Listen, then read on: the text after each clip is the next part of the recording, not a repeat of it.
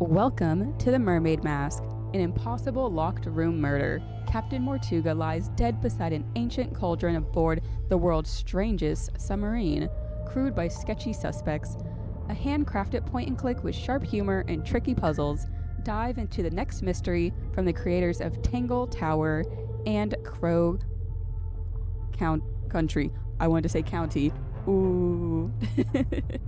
But I am so excited for this. Let's hop right into it. I'm so excited. I love the Detective Grimoire games. Eavesdrop what the stars are saying. Earthly tether, ooh, I got floating, helpless from the worst. Of jealous hunger, selfish thirst.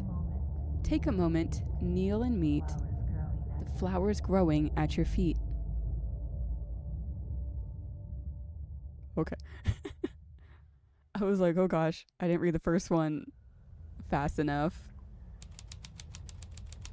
The Stone Top Inn. But yes, I also love Sally. Near and dear to my heart. Hello, dear. Just right into it. A wooden carving of a fish skeleton. If the windows weren't boarded up, you'd be able to see it from outside. Can I?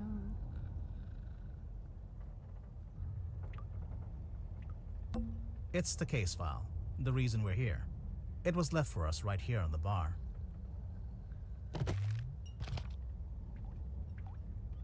Ooh, I love that I can move it around. Because I know Tangle Tower had the little, like, magnifying glass thing. And I feel like it didn't really do anything or assist in any way. It's like the fact that, ooh, now you can move it around. Ah, that's so good. Shut, a rugged leather-bound folder. It was left on the bar of the Stone Top Inn. Ooh, a single handwritten letter and 2 photographs. Oh, he has such a cool design. Read, for Detective Grimoire. Murder victim, Captain Magnus Mortuga, 39. Location, Illusion Theater, Mortuga Submarine. Mortuga had locked himself in the room. It was later forced open and the body was discovered. Mortuga was found alone, laying on his back with a single cut across his throat. No bladed weapon of any kind was found in the room. Okay. The Illusion Theater is mostly empty, save for an ancient stone cauldron with a thick metal lid. The purpose of this cauldron is unknown. However, I am informed that it has never been unlocked before. It is now unlocked. It is now open. Ooh.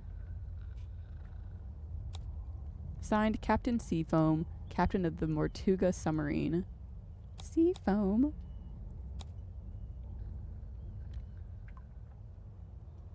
Interesting, interesting. Okay. Captain Seafoam. Oh. As far as I know, that's who hired us. And who left the case file here in the inn. But where are they now? Where is anyone? Sally, what do you think?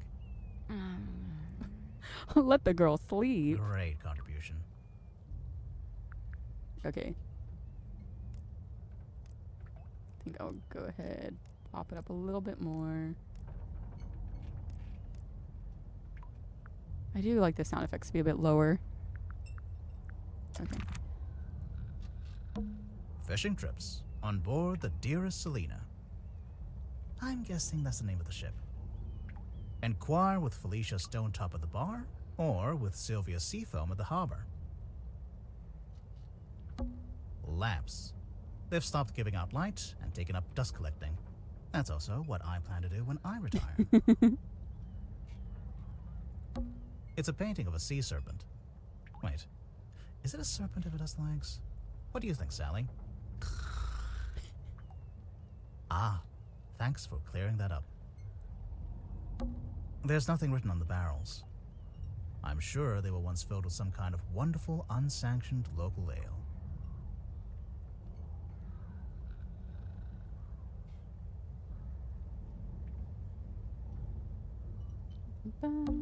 A crab.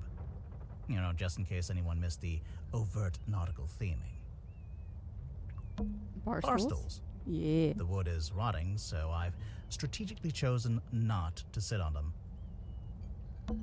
It's some book Sally's been reading.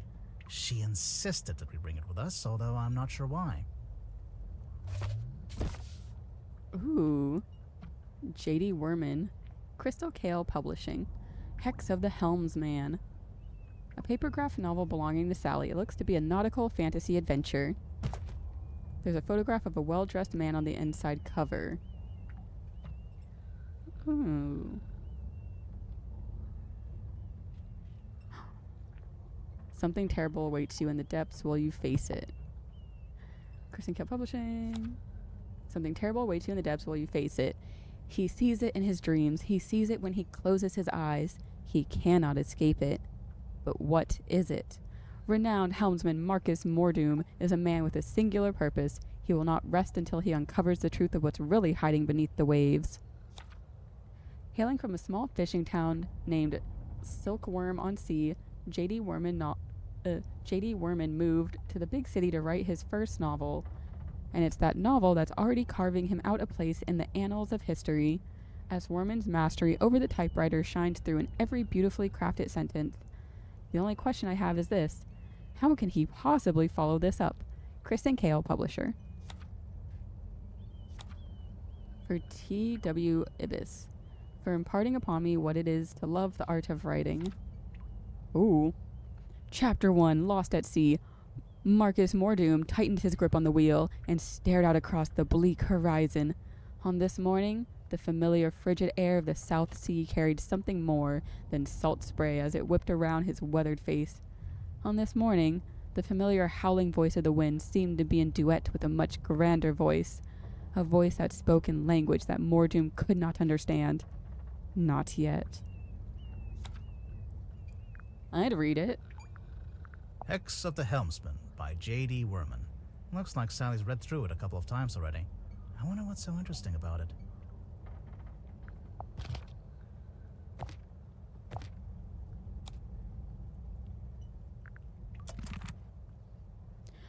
I'm so sorry, Sally. I gotta wake you up, girl. It's Sally. She's fast asleep. To be fair, it is 4 in the morning. Oh my goodness. What are you doing up at 4? No, that's too early. I agreed to stay awake and see if anyone shows up.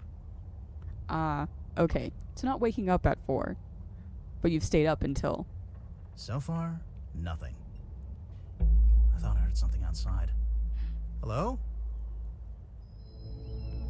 Ooh? Starting the adventure without her? Sally, wake up. We have to go. Why? Because there's an eerie green light trying to lure us outside. Oh, that's a pretty good reason. I'll get up. Oh. I think it's time to go outside. To move around, use the map button in the bottom left. I think it's time to go. To move around, use the map button. I was trying to see if the little backpack. The Stone Top Inn, the town of Silkworm-on-Sea.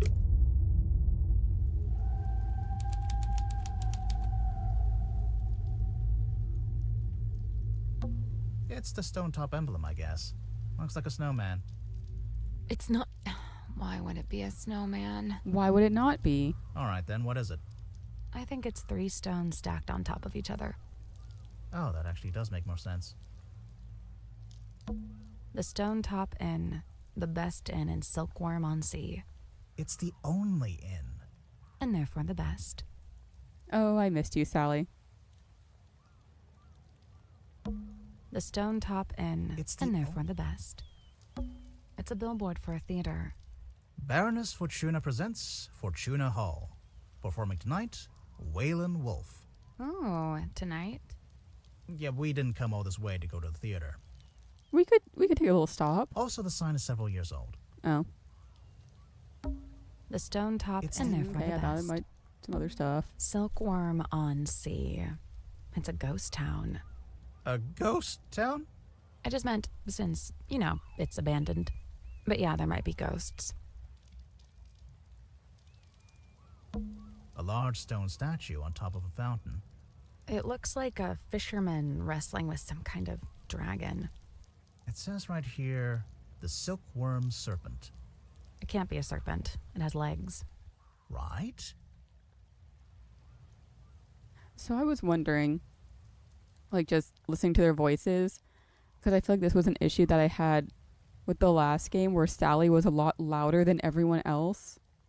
Because when I was watching back, like, my previous VODs of Tangle Tower, it felt like I was trying to adjust for her voice, and then everyone else's was pretty quiet.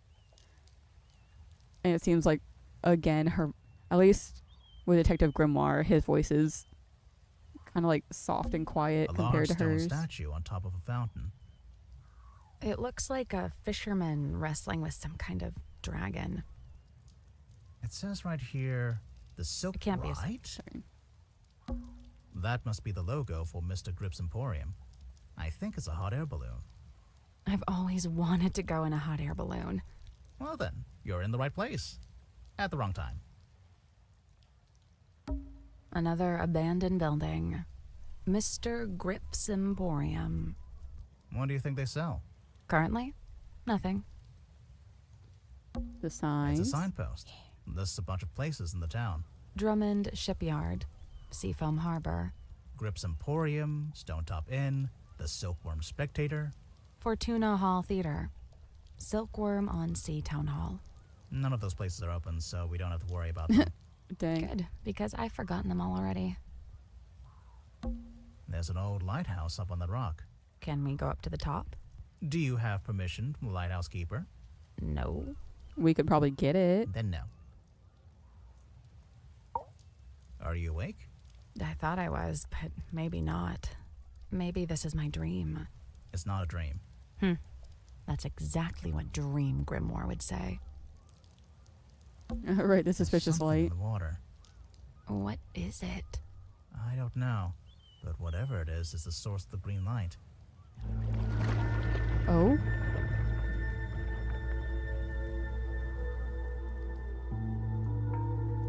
Just go to it. Is that? A submarine. I think I can see someone standing on the deck. Maybe we should go take a look. Well, there's not really much else to look at over here, so board it.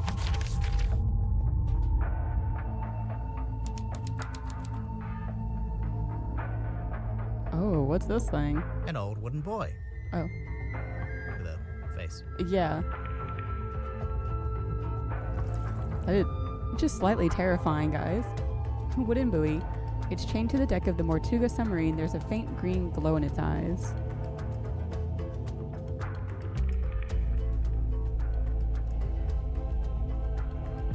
Ooh.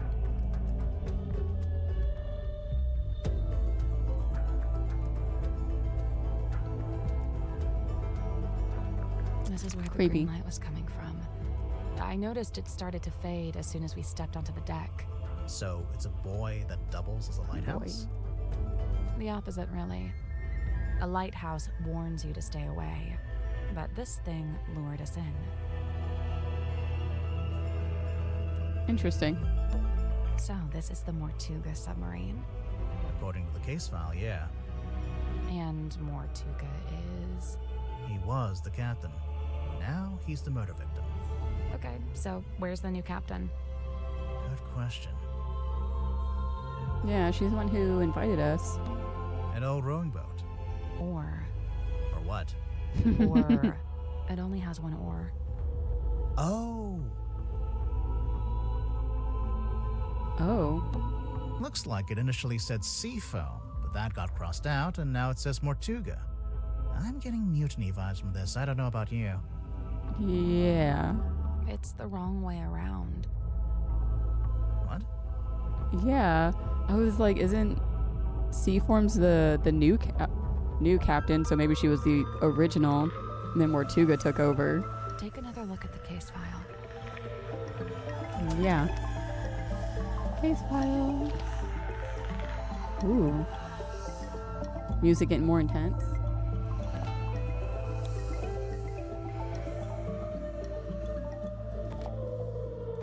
Yeah, for Detective Grimoire. Captain Magnus Mortuga. Signed, Captain Seafoam, Captain of the Mortuga submarine. I like.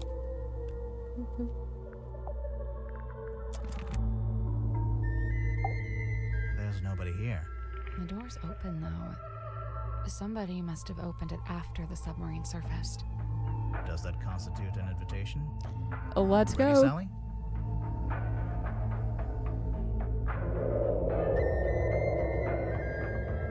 What did you say?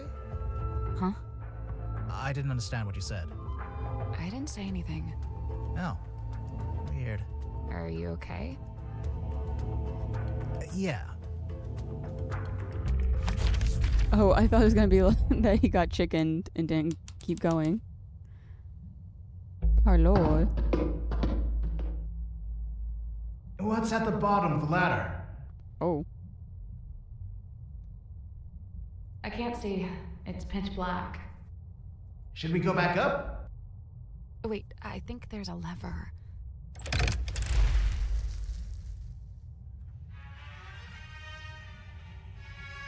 Whoa. What is that? Oh. Her painting. A large painting of some unknown being. It's set in an ornate wooden frame. The brass plaque displays a single word. Her. Unusually, it has been set directly onto the painting. Ooh, what's this? What's this?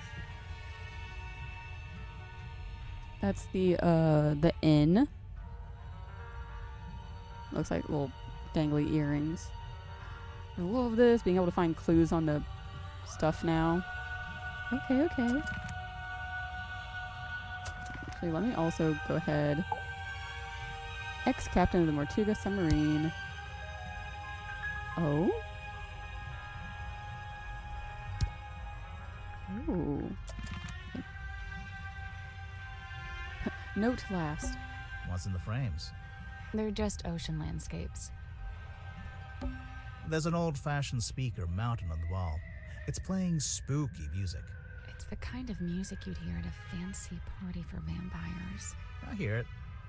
But the vampires are all wearing masks, and there's one guy who's secretly not a vampire. And Sally.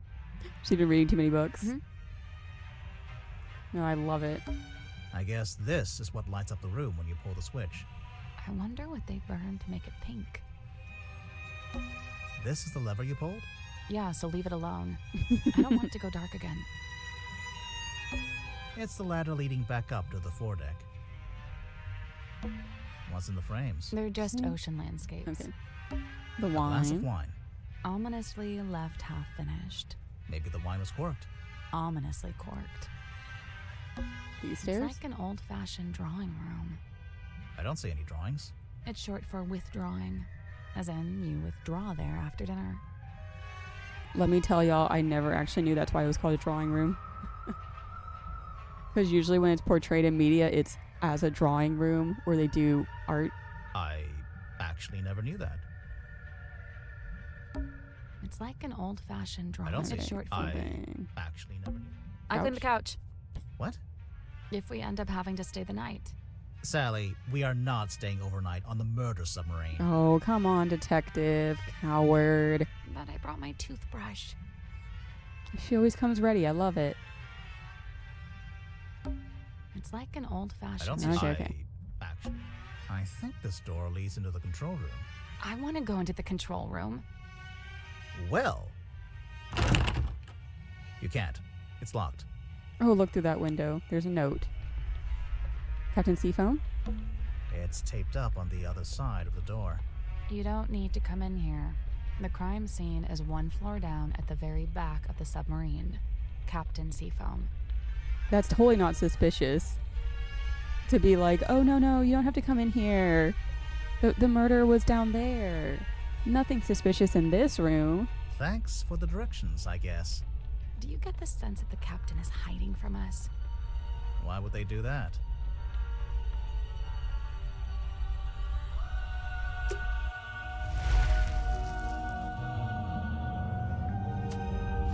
That opens up. Ooh.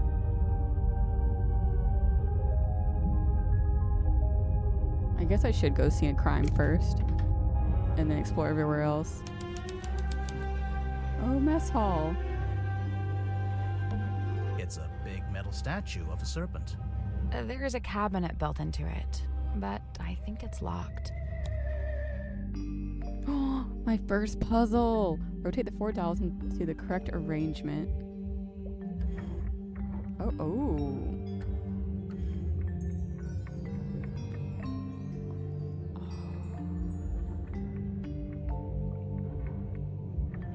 Oh, that's so cool. Okay, how many objects do I have? Okay, that's cool. 1, 2, 3, 4, 5.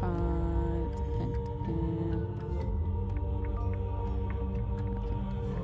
This needs that one for 3 sides or 3 points, whatever it wants to be. 4. So I guess I'm gonna keep that there. 7 and 9. So, oh, you stay there. And then 5.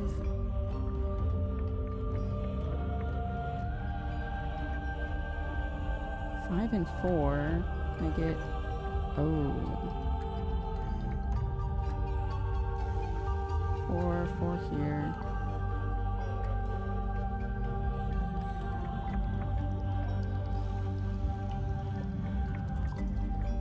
Okay, I might have to do it the other way then. Oop.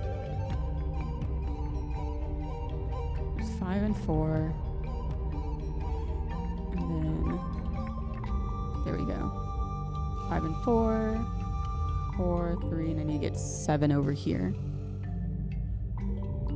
Which is at this. Okay. Any other shapes I can put in here? 3, 5.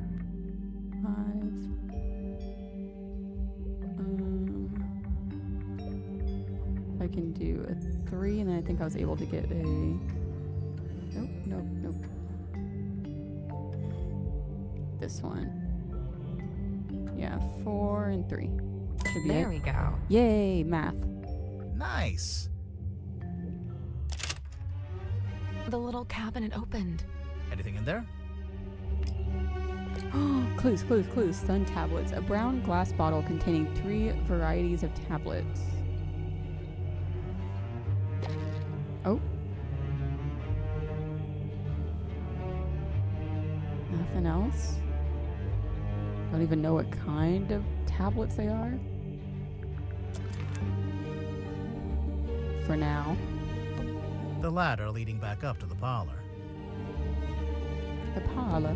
3 tables, arranged into a Z shape. It's actually more like an S from this angle. Oh, maybe they were trying to write my name, but they ran out of tables.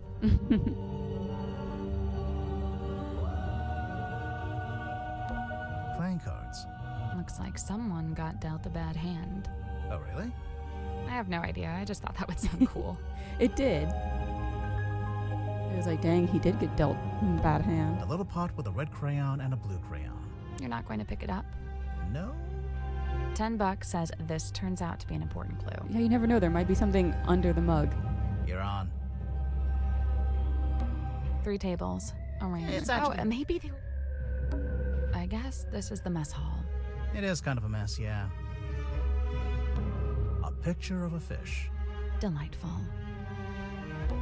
Pots and pans for cooking. Pots and pans for cooking.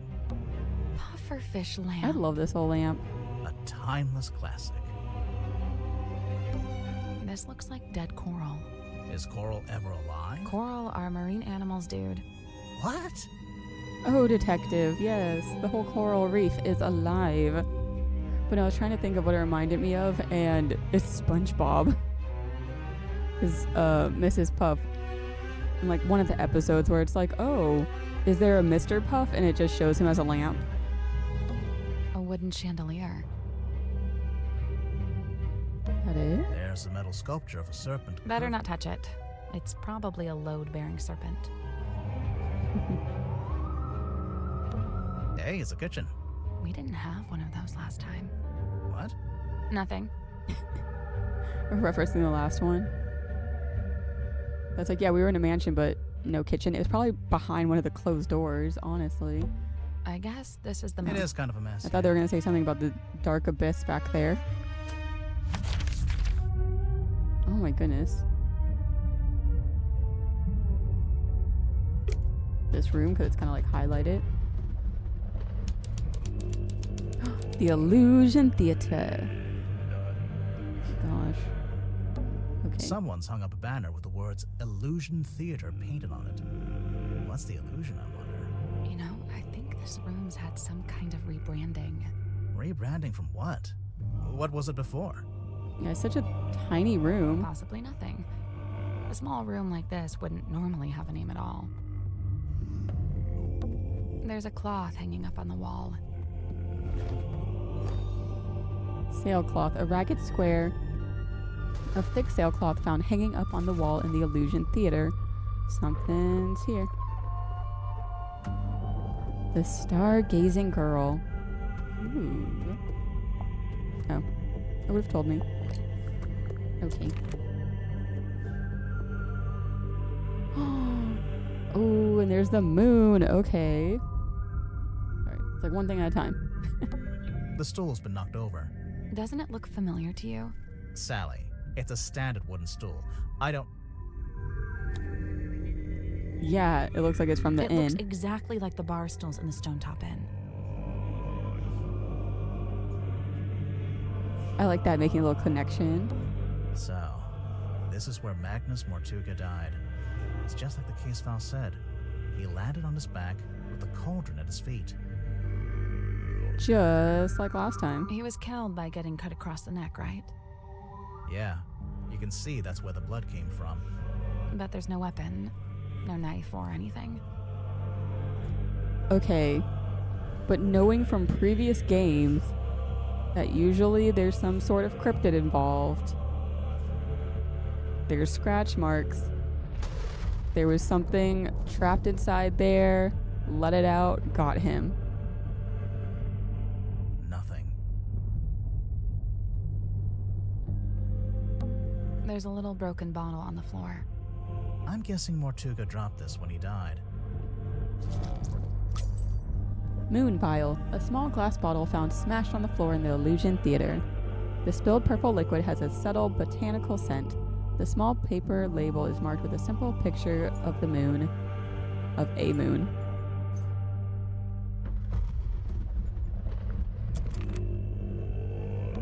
Someone's hung up a curtain here. It's tied to the wall right now, but looks like it can be drawn across the middle of the room. No, like a theater curtain. Finally, something to justify the name of the room. Interesting. Someone's taped a drawing to the wall, although it's upside down for some reason. I think it's supposed to be a poster. A hand-drawn poster taped to a pipe on the wall in the Illusion Theater. For some reason, it was displayed upside down. Title here, Illusion Theater.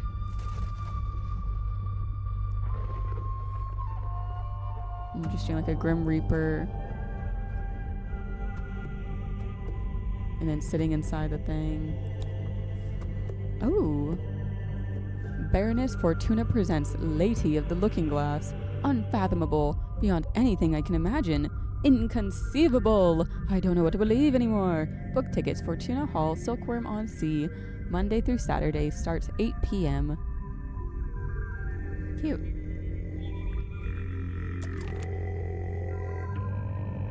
Oh, I just see this. There's a wooden panel on the wall here. Can you see anything through that little hole? No, it's too dark. There's a wooden... Can you see No, anything? it's too dark. It's a little window that looks out into the endless, dark void of the ocean. Why did you phrase it like that? I don't know. And now for the glowing contraption, cauldron. Glass. This is the cauldron? Not quite what I was expecting. Stone cauldron, an ancient-looking stone cauldron. It was found in the Illusion Theater in front of Mortuga's body. The glittering interior of the cauldron is marked with several deep scratches. The exterior is spotted with algae and barnacles.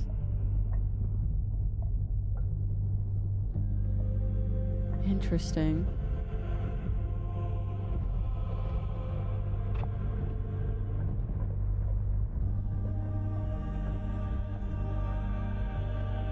Yeah, what if I just close it back up, leave it that way? The case file said it had never been unlocked before. This place gives me the creeps. That cauldron especially. I keep staring into it like I'm going to see something, but it really does seem to be empty. To quote from the case file, Mortuga had locked himself in the room.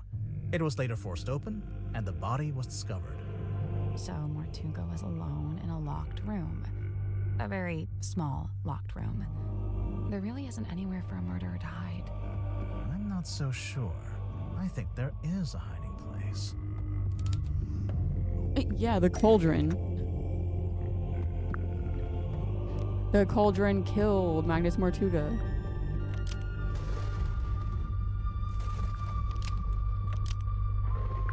Magnus Mortuga unlocked the cauldron and was killed by what was inside. Magnus Mortuga unlocked the But cauldron that's too and simple. was killed by what was inside. I really don't think a person would fit in that cauldron.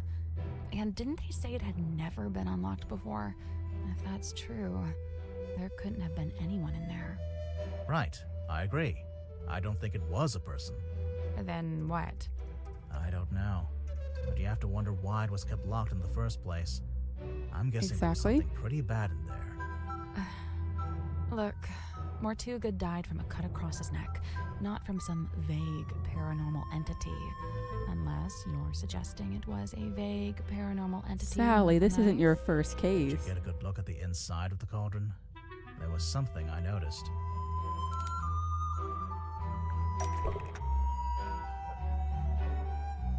I noticed the scratches. The scratch marks.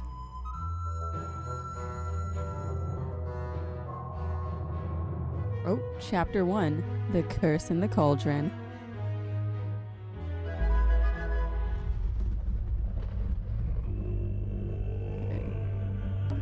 It's a heavy bulkhead door.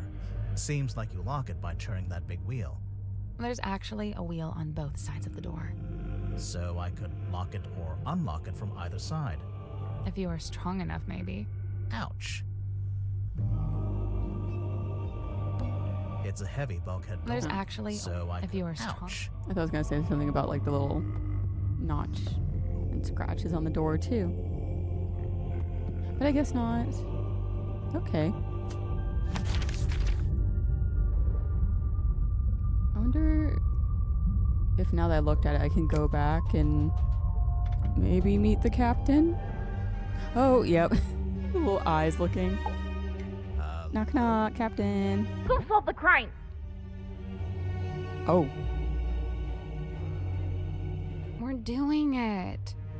Did you talk to Sim yet? Sim. Sim? Sim! Symmetry!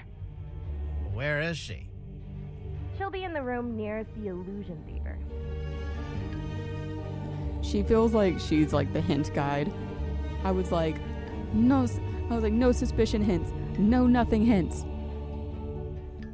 And then Captain over here is like, have you talked to this person? Have you gone here? Have you gone there? Like, okay, I guess I'll go to all the other rooms. Child's room. Definitely not creepy. I'll look at that last. It's a magic vanishing cabinet. I think it's just a wardrobe. Let's take a look inside. Oh, it's empty. Vanished. It's a wooden chest. What's all this stuff on the top? Yeah, all the magician stuff. Oh, drag the 6 cards and 4 glass lenses into the correct arrangement.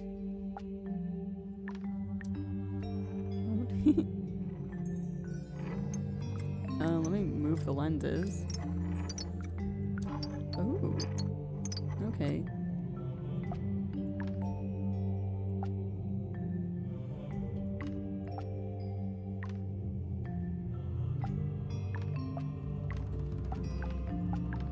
What's it say underneath?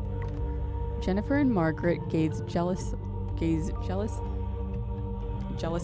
I don't know why I was struggling with that. At Patricia, whose doll is neither too large nor too small. Okay.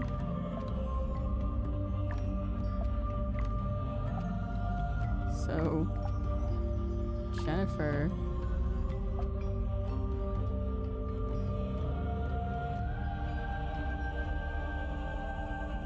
And Margaret. Do I do it like this way? Oh.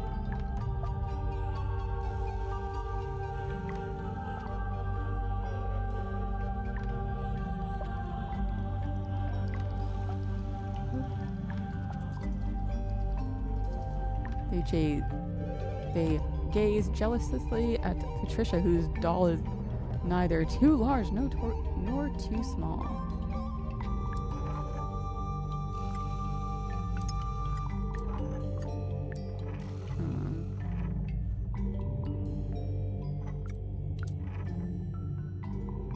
Neither too large nor too small.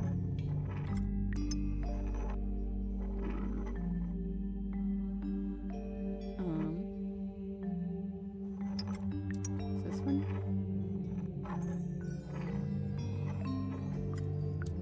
I know that's the too small one.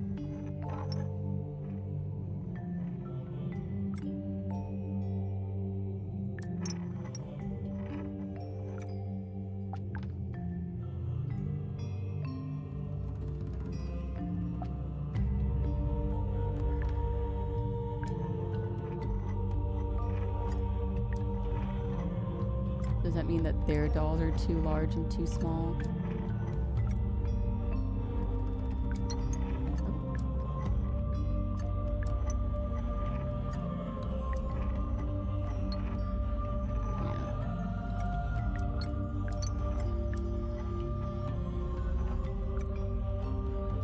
And then this way. Because they're gazing jealously. I don't know why I can't say jealously. And then theirs are too small and too big. Nope. What? First things first, we need to make sense of that clue written on the box. Right. Surely it's the key to knowing where to put everything.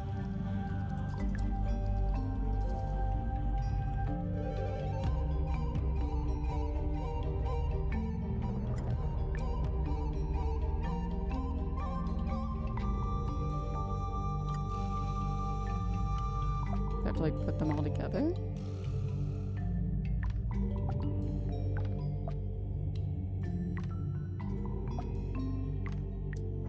Whose doll is neither too large nor too small.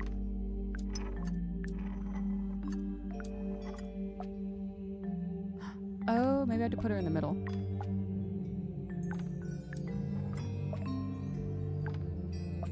I don't know.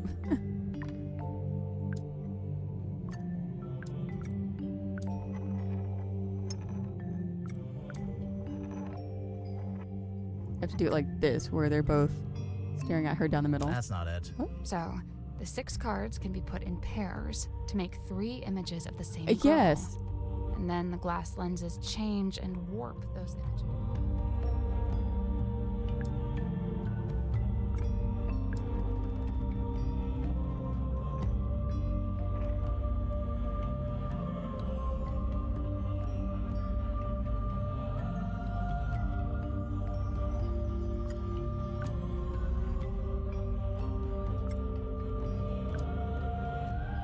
I gotta make them look more angy.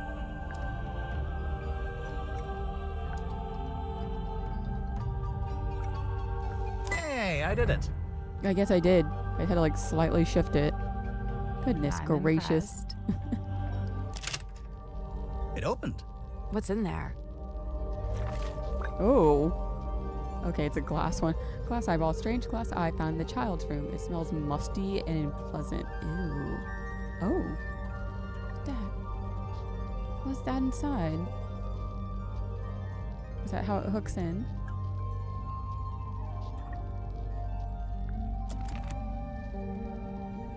No it's comments? A seahorse rocking horse. Oh, can I ride it? I don't know. Are you a small Victorian child? She could be.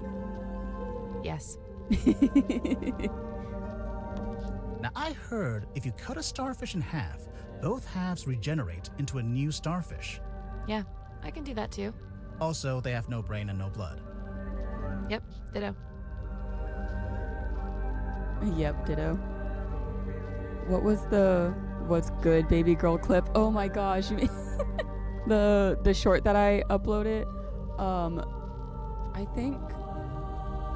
think that was from Full Throttle Part 2, if I remember correctly. Like, a lot of my clips I clipped quite some time ago, and I just like slowly do like 2 a week. Yeah, that was, I think it was like towards the, it was either, I think it was towards the beginning of Part 2. But yeah, it was some random new chatter that popped in.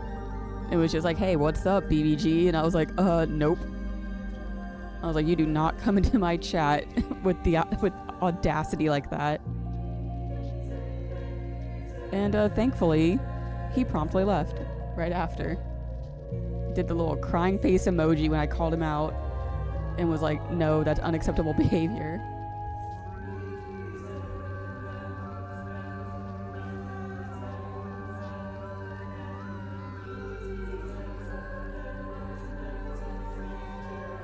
But yeah, behavior like that just makes me laugh. I think that was the biggest thing for me too, was I was trying not to crack up laughing and like handle it like professionally and just like shut it down real quick and then continue on to the game. Hey, Instead look, of Sally, it's a giant dice. like some people dwelling on it. I'm like, no, just call out the person's behavior and move on. And if they want to continue, hey, you can block them. Die. Like, I'm too old to be dealing with people's BS. What did I do? Magician boxes. A page ripped out of a newspaper. Ooh. A single page from a newspaper found in the child's room. Lady of the Looking Glass and Chance Audience. Theater review by James Dusk. Ooh. Let me drink of water before I read. This looks like quite a bit. 6 pages. The young illusionist, who goes by Symmetry Silk Moth, because why not, begins the show with her signature act in which she somehow holds parlance with her own reflection in a large antique mirror. The two symmetries, who seem to move independently of one another, speak upon their morbid anxieties and intrusive thoughts, which it transpires forms the themes of the show at large. Even though I have my theories about how the trick is achieved, to a less cynical eye it would appear a thoroughly convincing spectacle. The mysterious Miss Silkmoth rounds off her performance with a surprisingly comedic set piece in which she attempts to communicate with her departed Uncle Gregory, who appears as an apparition within a crystal ball. However, it doesn't go to plan and the audience laughs as Symmetry is put on hold in her disastrous attempt to telephone the afterlife. After all, the show is a triumph, a brush with a mysticism that stays with you long after the final bow. Godric scripts, nautical and aeronautical precision, measurement and navigation instruments, Drummond Shipyard, rigging, reefing, restoring, repairs. Stonetop Inn, ales, wine, food. Daily fishing trips, speak to Harbor Master Sylvia Seafoam. The Silkworm Spectator, editor Mr. T.W. Ibis. Catch of the day, mysterious sea serpent hauled ashore. 3 a.m., the witching hour, and the moon is out. Dearest Selena creaks into port. Its once cheerful frame now seems burdened, heavy. It has a secret. A moment passes. What's this? Something is hauled up onto the slime-slick rocks beside the old Silkworm harbor. A body. A creature. Its eyes are closed. No, wait, look again. It has no eyes. A serpent of a sort, but it has arms. So, a dragon? No, that doesn't seem right. Serpent it is then. Full story on pages 4 and 5.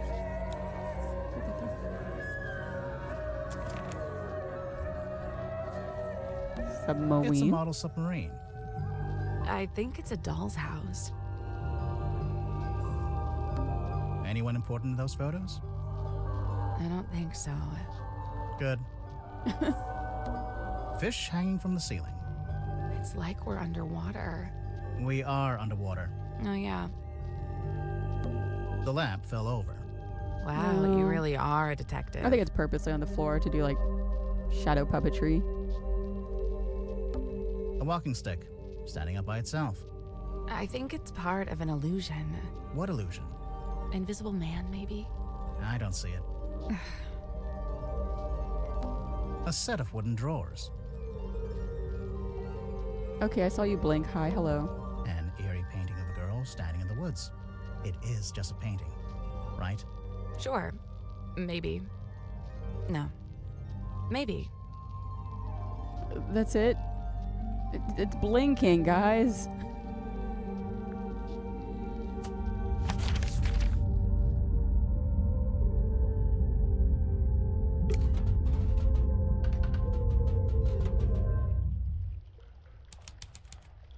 The bilge. Oh. It is pitch black. I can like just very slightly make out shapes. Okay. I understand. Airlock. Person. Okay, but also I see the magnifying glass on here, so I just want to talk to the captain first, really, unless she sends me. Hello? Who solved the crime? We're doing Did you talk to Sim? yet? Sim? Sim! Where is she? She'll be in the room nearest the illusion. The child's room? The one with that Oh. weird painting? We checked in there. Yeah, no, there's no weird painting in that room. I That's a knew it. weird girl. Tell her to knock it off and start taking this seriously. I knew it.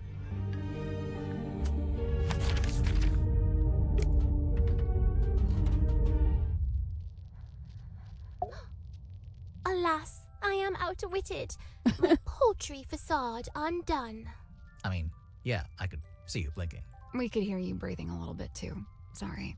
Bound are we by limitation of the flesh. Your symmetry, is that right? Symmetry silk moth, illusionist. And you? Are you not detectives both, in service to the captain? Pretty much, yeah. And should thou find me guilty, what punishment awaits? We don't really plan that far ahead, to be honest. Will we find you guilty? My heart is burdened heavy, true, but not from murderer's guilt. Okay, glad to hear it. Technically, she just said she isn't feeling guilty. She didn't say she wasn't guilty. True. Tell me yourself. Oh, I can't even ask about the night of the murder yet. Yeah, tell me about So yourself. you're an illusionist. What kind of tricks do you do? My magic act is theatre-born and played upon a stage. Oh, like with big props? Smoke and mirrors kind of stuff? Smoke and mirror, crate and cage, doors and doubles both. How long have you been doing it? Since approximate 12. I'm now approximate 18. Approximate? My sum of years I cannot say. Time hath kept no count. Oh, okay. Do you only do big stage magic? You don't by any chance do any close-up stuff? Grimoire, she's not here to perform for you. Cast thine eyes upon this card.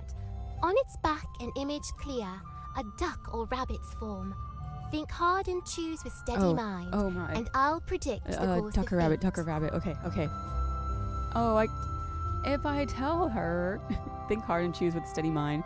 Hello, Tiny, welcome in. I just got started on the game. You haven't missed too much. It's a lock room murder mystery, and I already looked at the murder scene, and this is the first suspect that I'm speaking with. And she is an illusionist. I want to think of a rabbit. Okay, I'm thinking about it. That's the trick. Sorry, but this is like the most basic optical illusion. There'll be a drawing that looks like a duck or a rabbit, depending on how you interpret it. What does it say? That's the trick. Sorry, but this is like the most basic optical illusion. There'll be a drawing. Okay, I get it. Very good. Ooh. Well done.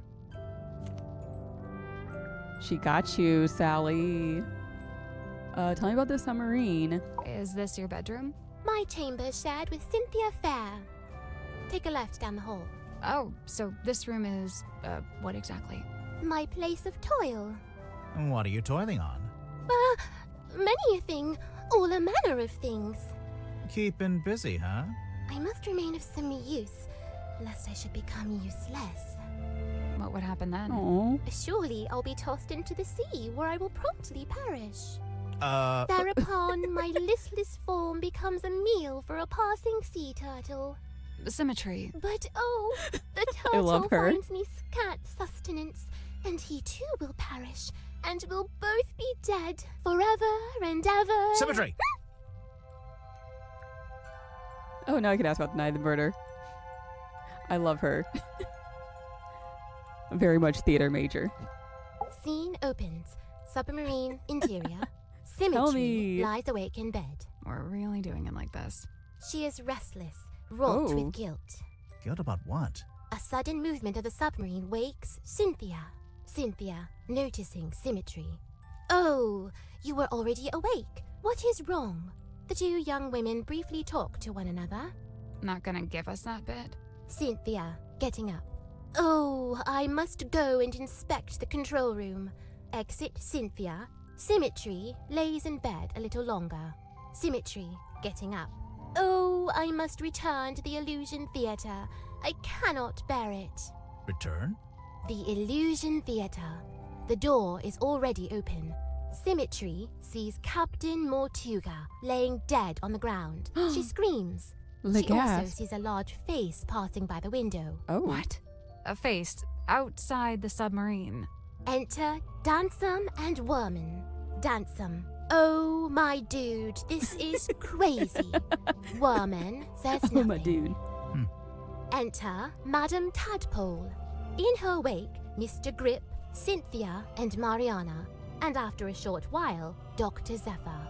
Madame Tadpole taking charge. Oh, which one of you is the murderer? Tell me now so that ye may be punished appropriately. I'm sure that's exactly what she said. Exit Cynthia and Symmetry. Cynthia, visibly nervous. Oh, but who will become captain now? Symmetry, pondering. Oh, do you think Mortuga wrote a will? Not a bad question. The two young women attempt to enter the captain's cabin, but the door is locked. They decide to visit the control room instead. Cynthia is now moving with urgency, and Symmetry is lagging behind. Cynthia emerges from the control room. She is holding several sheets of paper and the captain's logbook. Cynthia goes down the ladder. Symmetry follows behind.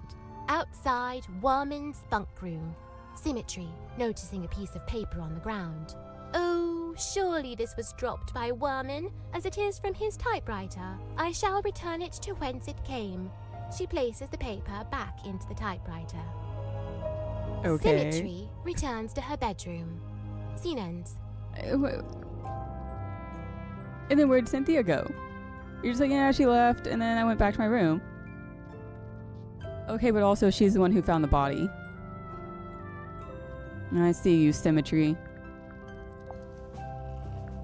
Like jagged face of coastal cliff, cut coarse by storms and swells of life long spent. Sleep a scant solace, bedeviled by a dream dug deep in folds of ever-furrowed brow. His broad form stood, once ox-strong and stout, now more malediction than man. Doomed to dwell down in the dark, the once light of a life once lived, now too luminous to look upon. Magnus Mortuga. Oh my gosh. Number 1. The Turning Wheel. Oh. Ooh. She gonna assign one to everybody? At first I was gonna be like, okay, it's all fun and games when you're waxing poetic at first, but then when you start doing it for every clue, every other suspect you're talking about, it's like, okay, come on, let's go, let's get to it. But ooh. The turning wheel. Taking control. A change of fate. Meeting your destiny. The fact I can check the case file every time too. Interesting.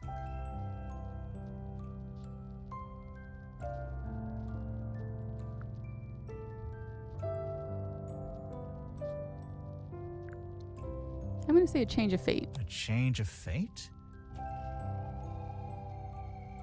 Okay. You look kind of pale. Are you getting enough to eat?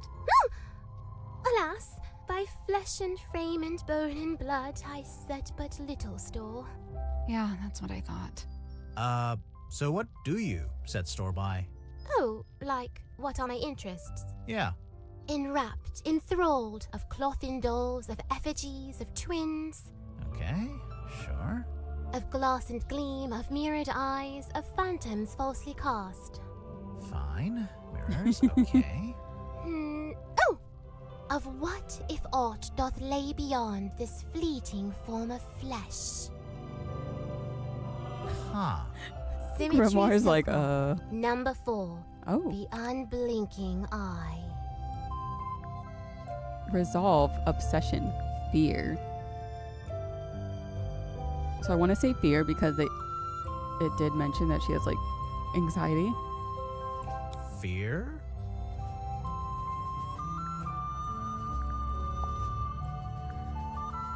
I don't know if I have it in me, y'all.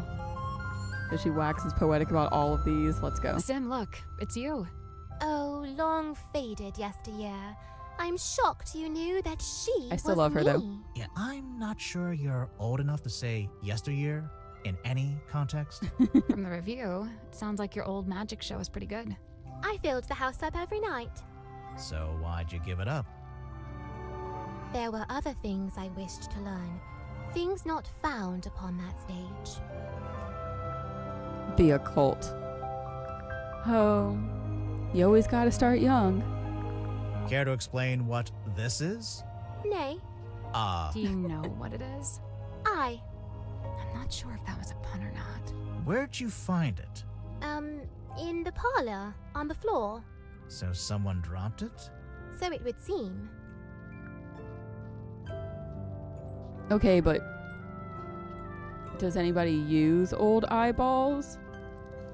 Though also, she did mention that there was a doctor on board. So hey, it could be from the doctor. A slimy glass eyeball. This cauldron to Mortuga held deep worth, it seemed to me. When speaking of its somber form, his words were most severe. What did he say about it? Lay not thy hand upon its lid, lest thou be bound to ceaseless sorrow. Is that a direct quote? The detective's voice kind of reminds me of Eharon from Viewfinder. Who knows? I don't remember the voice actor's name.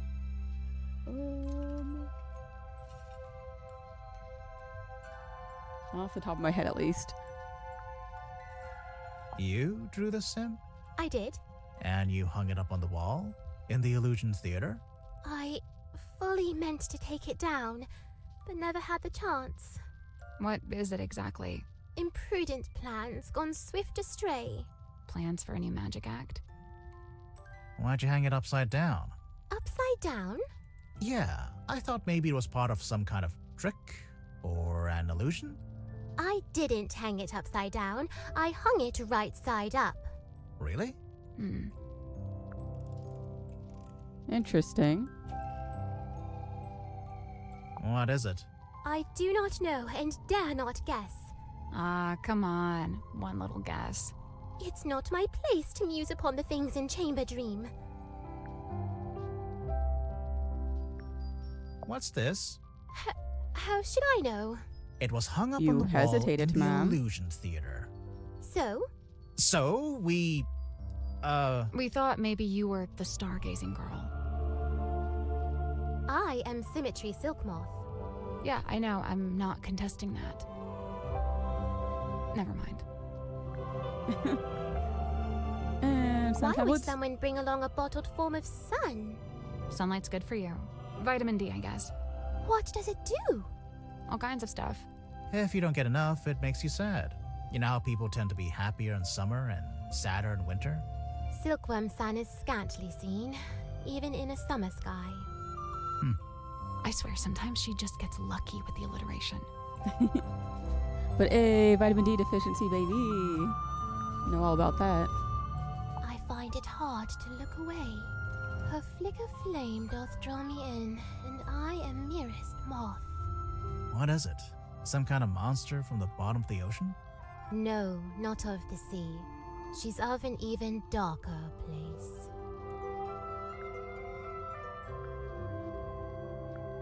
The fate awaiting guilty hearts once they are condemned. What? You get turned into a weird little wooden goblin head? Nay, bound in chains upon the deck and pulled along beside the ship. Oh, jeez. She's not serious. I don't think. You never know with this one. Anything about the book? Oh, I'm reading this myself. Oh, cool. Hey, did you like the bit where... I am but midway through. Prithee, spoil it not. Right, sorry. Relatable. The letter in fair Cynthia's hand, a plan devised by her and her alone. The plan being... Why, to hire a sleuth to seek the truth. That's us. Couple of sleuths seeking the truth. I implore, unravel swift this tangled tale, and name the knave ere further harm befall. Further harm befall who?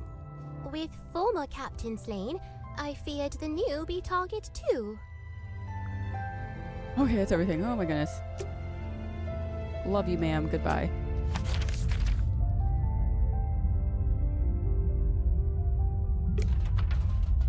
I feel like every time, like...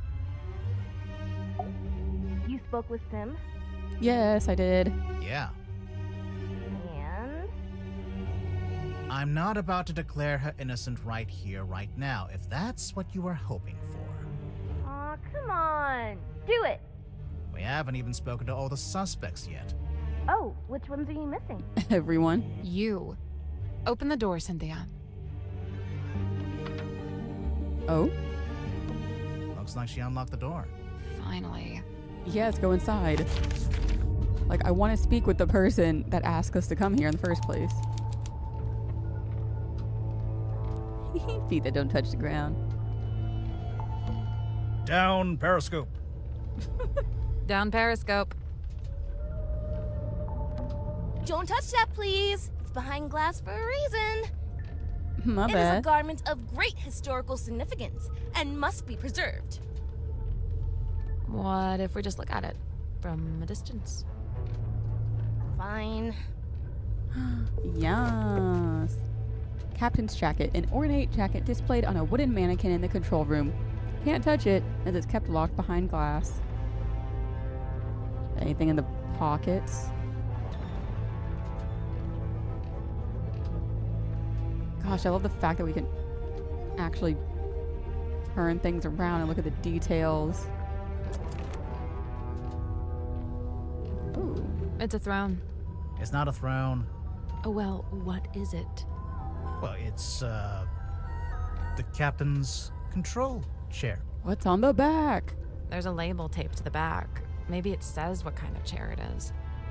Wow, 3D action. I know, it's so cool. And I like the fact that they use the 3D models during the like statement, what were you doing last night too. Nice additions. That's not a label. It's a whole document. Oh?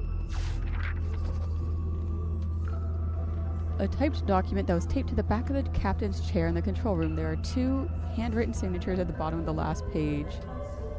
Signed Magnus Mortuga, Cynthia Seafoam. This contract represents an agreement between the 2 individuals in contention over the ownership and command of the Mortuga submarine. For their own safety and privacy, these 2 people shall only be referred to as Party A and Party B. Previously, Party A has been considered the legal owner of the Mortuga submarine and thus its rightful commander. However, a recent development has exposed that Party B is in fact the legal owner of this vessel. This proves Party B is the rightful commander of this vessel and all its operations. Signed, Magnus Mortuga, Party A, and Cynthia Seafoam, Party B.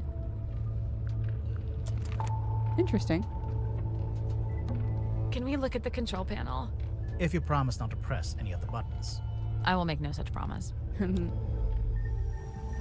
Ooh, so much. It's a kind of waveform.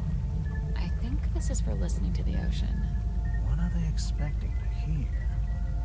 The serpent. A radar? Maybe some kind of underwater imaging system? Either way, it's a machine that looks out into the ocean. Looks like something's missing here. Something with 3 small holes. Bowling ball? A plug. A battery pack. Coconut. It's an electrical switchboard. Something's bound to happen if we mess around. If we carefully and sensibly interact with this precision equipment. Let's go, let's go. Another puzzle. Swap the 6 colored plugs into the correct sockets.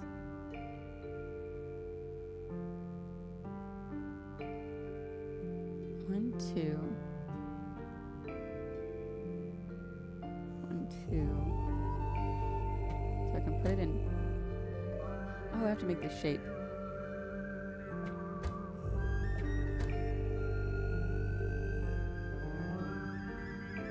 Okay. Okay. I see what's going on now. Or do I? First there's the shape I gotta make, and then red to red, yellow to yellow. Blue, blue.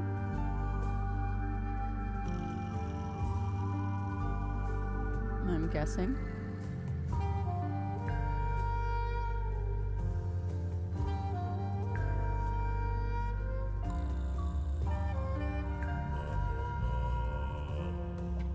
So I need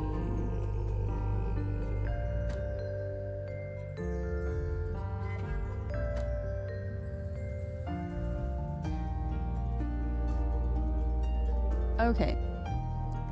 I'm understanding now. I'm understanding how this works. Okay.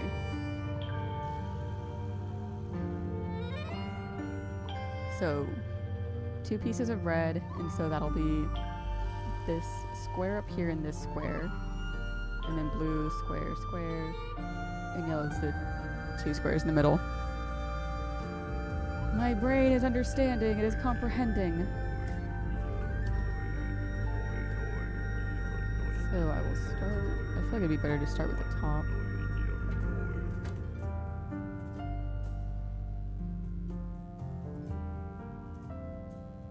Oh. Interesting. So it'll combine both.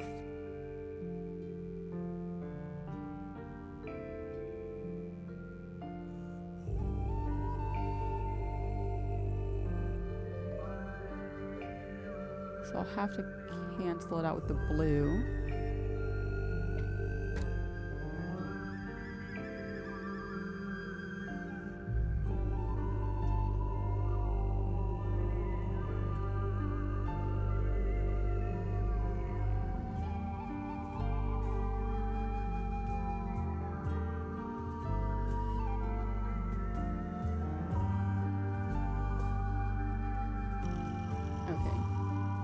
This one. It'll be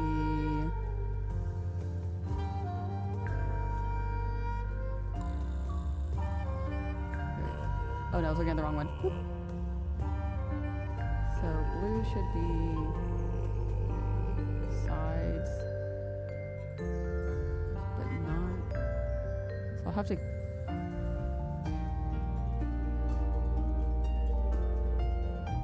okay. I have to keep that red. Possibly. Yeah, I'll have to keep that red because the blue section over here isn't supposed to have anything on the bottom.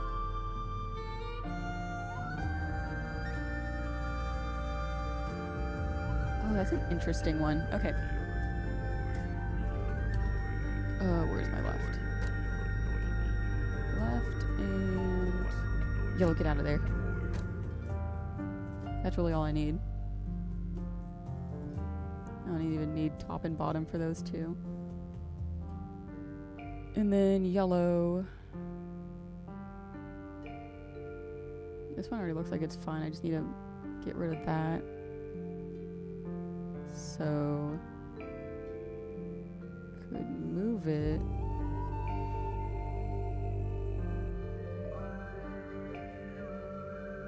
To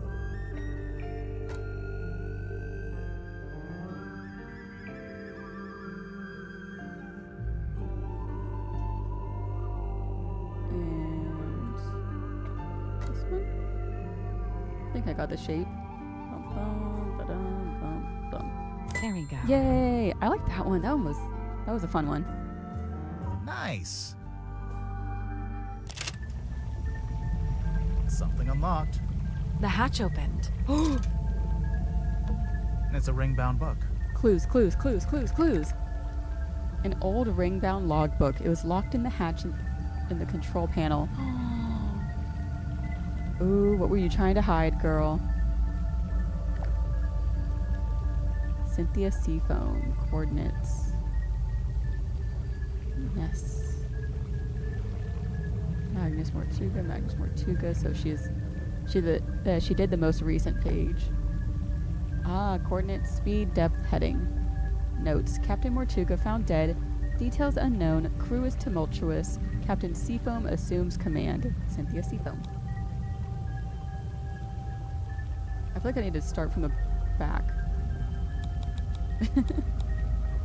Because one's going to be the most recent. So, final preparations before we take the submarine out for the first time.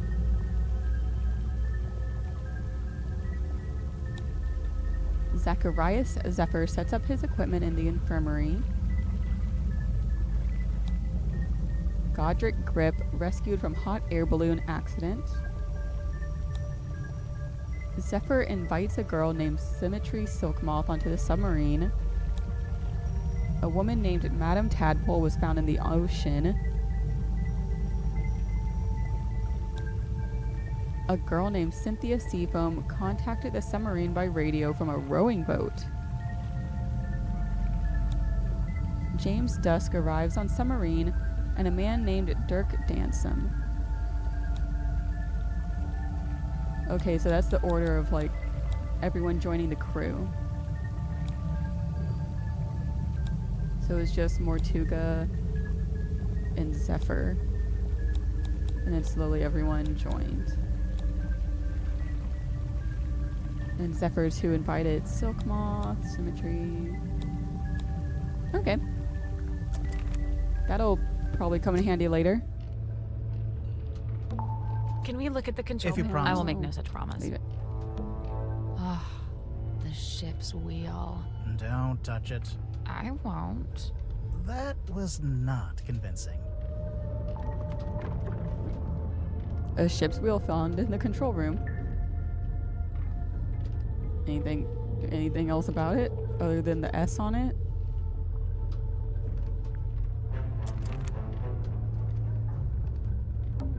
There's even an arts and crafts table. It's a normal table. Currently being used for arts and crafts. I want a closer look. Oh. Submarine blueprint. A strange blueprint found in the control room. The title reads, The Mortuga Submarine. Okay, so also... That's interesting.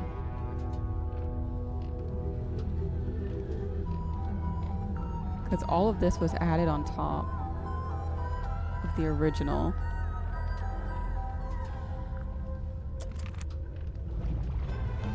Wait, should we be calling this the control room or the bridge? Yeah, like the bridge. What's the difference? Well, you know, it's, Nerd. What's that? And that's the difference. All right, ma'am. So, thanks for finally letting us in. You know, I have to say, that really was pretty unhelpful. It is I, Cynthia Seafoam, fearless captain of the Mortuga submarine. Hi, I'm Sally. Aha! Then you must be Detective Grimoire, Correct? Yes? the world's greatest detective, here on my submarine. The world's...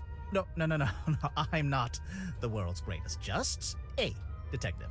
She was probably talking about me. Now I assume you've come to make your official report. Let's hear it. I'm a busy woman, you know. Slow down there, Miss Seafoam. We just came in here to question you since you're one of the suspects. But I hired you! Yeah, no, that doesn't get you off the hook, I'm afraid. What? Really? Ugh, this is so totally unfair.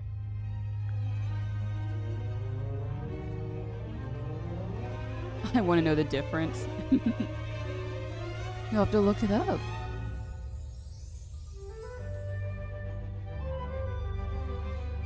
So I'm also like snacking. So, how'd you end up as the new captain? It's just the way it's meant to be. It's all above board, okay? I didn't say it wasn't. I didn't actually say anything. Cynthia, what were you before you became captain? Do you have any credentials? 15 years experience as a nautical engineer and shipyard mechanic. Family business. You don't look much older than 15 now. I'm 18! Ugh! How does an 18-year-old end up on a submarine? I came by rowing boat. That's not really what I meant. Wait, the rowing boat we saw up on the foredeck, that's yours? Correct. Oh. You should know. It's in bad shape, and it's missing an oar. I'll add it to the list. So how come you wanted to hire Grimoire? Because there's a murderer in our ranks, and they must be rooted out. So what do you want us to do exactly? 1, you will investigate and ascertain the identity of the killer. 2, you will return here and report your findings to me. 3, you go home. 3, you pay us. 4, we go home. 3, she pays us. 4, we go get ice cream. 5, we go home. Deal. Priorities. Wait, I didn't... Meeting adjourned.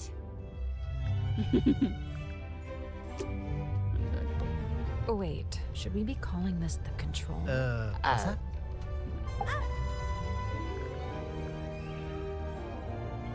Why did you want to come to the submarine in the first place? To become captain? I sought an audience with Magnus Mortuga. I had things I wished to discuss with him. Like what? Matters of great importance. Affairs of great significance. Dealings of great... She's not going to tell us. Not yet, we'll get there. How long have you been here, Cynthia? I arrived a few weeks before Mr. Mormon and Mr. Danson. I'm assuming you don't live here in the control room. Where do you sleep? Oh, well, Mortuga put me in the bunk room at the bow end of the ship. I share a room with Sim. If you arrived before Dirk and Worman, the other bunk room would have still been empty. But Mortuga made you share. Yeah, I think he wanted to keep that other bunk room vacant. Ah, interesting. I'm not complaining. I really like sharing with Sim. She's great. So, what are you gonna do with the submarine now that you're captain? My first order of business, hiring you two. We really can't do anything else until this gets cleared up, you know? Sure, I get that. What about afterwards? We'll sail the 7 seas and have adventures. You know, that kind of stuff.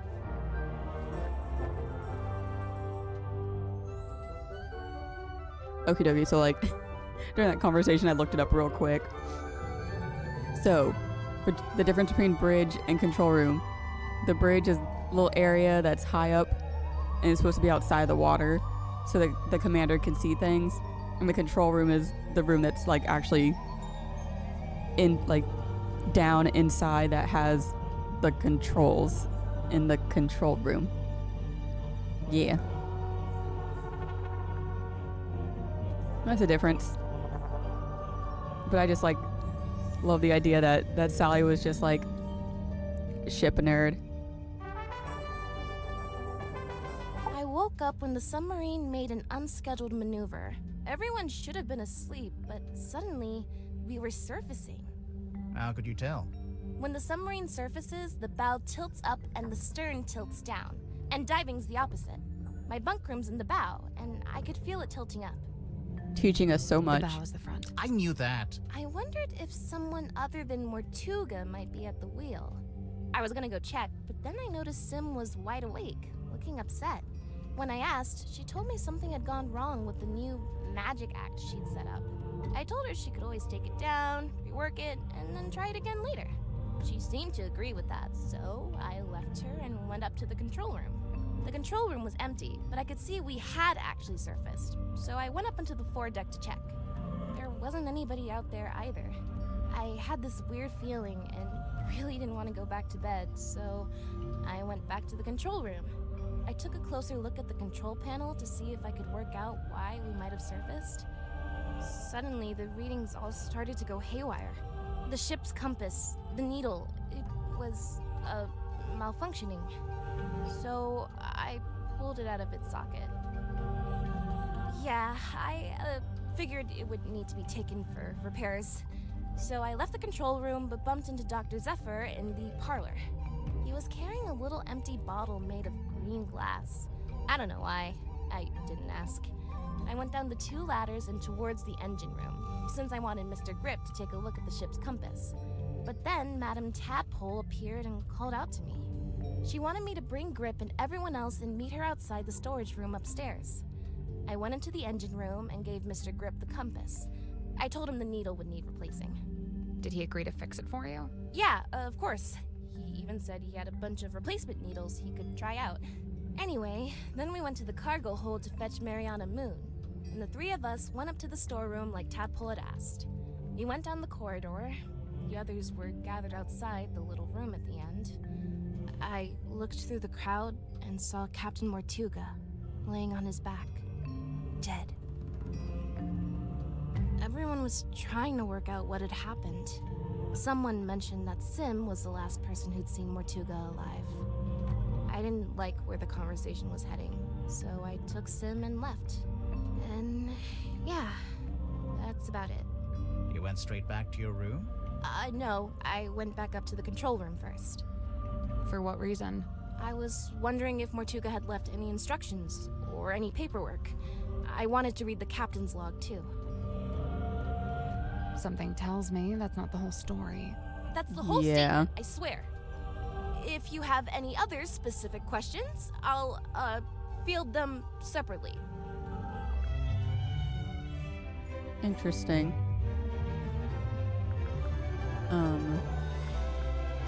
Should want to check. Bet she has model ships. I would doubt it. Also, the fact that like this book, Hex of the Helmsman, is what she's been reading, and it's like, oh, looks like she's been reading it more than once. So you know, she probably learned a bunch from Hex of the Helmsman. All she needs to know about ships from that. I wanted to check. Oh. Oh my gosh, it gives me so much more information. Clues present. Oh, that's so nice to know. Clues presented. Suspects presented.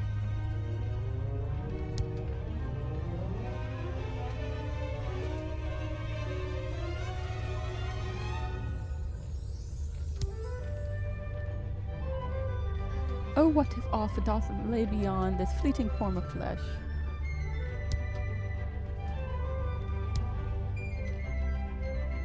I kind of want to, like, double check her, what she was doing night of the murder again.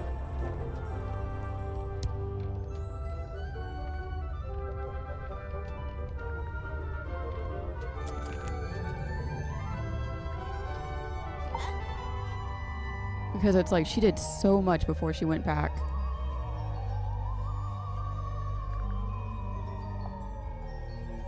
When did you first meet Mortuga? When he let me into the submarine. Oh, it's just, you're both from Silkworm. I thought maybe you'd have run into him before that. My parents did. I know that much. Remind me. The harbor master and the shipyard mechanic. Ah, that tracks. So Mortuga lived an active life back then. He wasn't like a recluse? I don't think he's ever been outgoing, but from what I gather, he was very loyal to the few friends he did have. In fact, I'm pretty sure he was trying to reconnect with someone he once knew from the town. Who was it? Did he say? No, I never found out. Okay, so that that makes things make more sense. Because the name of the ship changing and everything, it probably belonged to her parents. You said you're 18? Where are your parents? My stepfather's still in Silkworm. He's too stubborn to leave, even though the town's pretty much dead. Whereabouts? The shipyard beneath the lighthouse. That's where I live, too. Sounds like it might have been an interesting place to grow up. It used to be. Nowadays, it's basically just a big pile of rust. What about your mother? I'm sorry. It's okay. So, Cynthia, why did you want to become captain of a submarine? Not a submarine. This submarine. Like I said, it's just the way it's meant to be. Okay. Sim's my best friend. Aw. That's nice. She's really cool and weird, and she knows all kinds of stuff about illusions and magic and curses and psychics and haunted dolls. What a ringing endorsement. Curses? Oh yeah, Sim's obsessed. She's convinced that she's cursed, or even that she is a curse. That's why she wears that locket. I don't know. This sounds like kind of an unhealthy predisposition. Oh yeah, totally. I'm actually pretty worried about her, especially since, you know. No? So it's looking like Sim was the last person to see Mortuga alive. They were both in that And the first to storeroom find him when he dead. died. The Illusion Theater.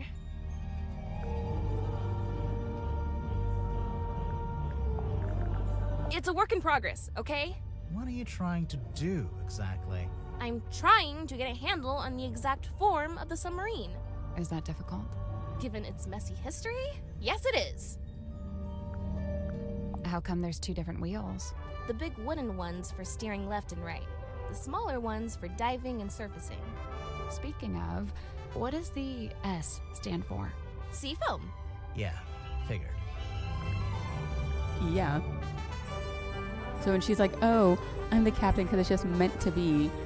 And I'm like, the original name of the submarine is the Seafoam, not the Mortuga. So I'm like, did Mortuga, like, is he the reason for her mom's death or something? And the person he was trying to reconnect with is her stepfather. So much. And so technically, Oh, you found the captain's log. Sure did. How does it work? So, at the end of every day, you're supposed to print out one of these little cards with readings from the submarine's movements in the last 24 hours. Then, the captain signs it and writes about anything noteworthy that happened. So the card on the top, that's from the day Mortuga died? Yeah, I figured we should have a record of it. You took over as captain that same night? What of it? Nothing, just asking. well, somebody had to. There it is, in black and white. Signed by me, signed by Mortuga. Yeah, I can see. Where'd it come from? Mortuga wrote it. I think he used a typewriter. And what? He presented it to you? When? Well, no, because he died. So. But we've both signed it, so yep, it's binding. No. Any further questions? Yeah. How did you? No? Great, let's move on. Oh my goodness. I bet you there was, like, when she went back to the command room after finding Mortuga, she just went and signed it. It was probably left blank. And she's just like, yeah, totally. Ha ha ha. So, I noticed you're the captain, but you're not wearing the captain's jacket. I have my own jacket. This one stays behind glass. It's just the way it's meant to be. Okay, so what about your jacket? It's based on the one Mortuga had. See? The epaulets are kind of the same. Oh, I've been wanting to ask someone about this. How come Mortuga's jacket is like half a jacket? Apparently, he didn't want to wear anything on his right shoulder. Some kind of pain from an old injury, I think. Not even notarized? I know. Like, out of all the people on this ship, none of them are notary. Like, come on, man. But also, captain's jacket. She keeps saying that phrase, like, oh, it's just how it's meant to be. And so I'm like, okay, yeah. Was her mom the original captain? I know it said that she was like mechanic, but still. I'm like,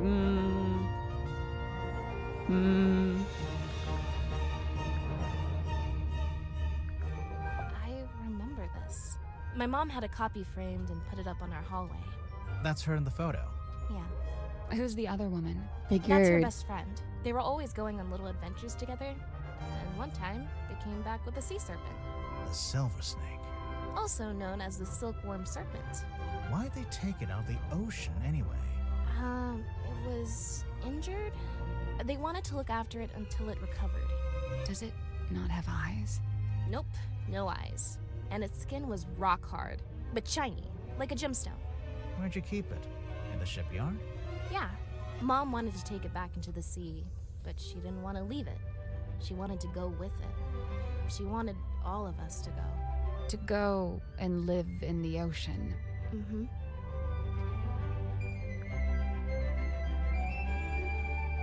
Yeah, call the ocean, you know. She wanted to be a mermaid. It's okay. Do you know what this is?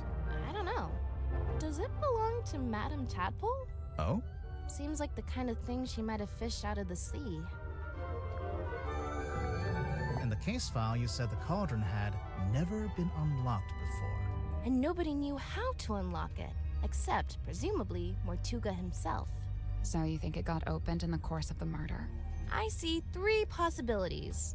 1, the cauldron was opened before the murder. 2, someone opened the cauldron after the murder, Someone other than Mortuga. naturally. And 3, the cauldron was opened during the murder. Like the murder happening and the cauldron opening are one and the same. Maybe. Yeah, because who knows? He might have opened it. Baroness Fortuna. Who is she? She's the theater owner who adopted Sim. Did Sim like living with her? In the theater? Sim's reluctant to speak ill of her elders, but I get the sense that Fortuna wasn't very nice to her. You know, if this is poison, then surely it's a red herring. How so? Mortuga didn't die from poisoning. Right. So you think someone put it there as a false lead? I don't know. It's not a very good false lead. Yeah, I'm gonna need to speak with that doctor on board. Do you know what the stargazing girl is all about?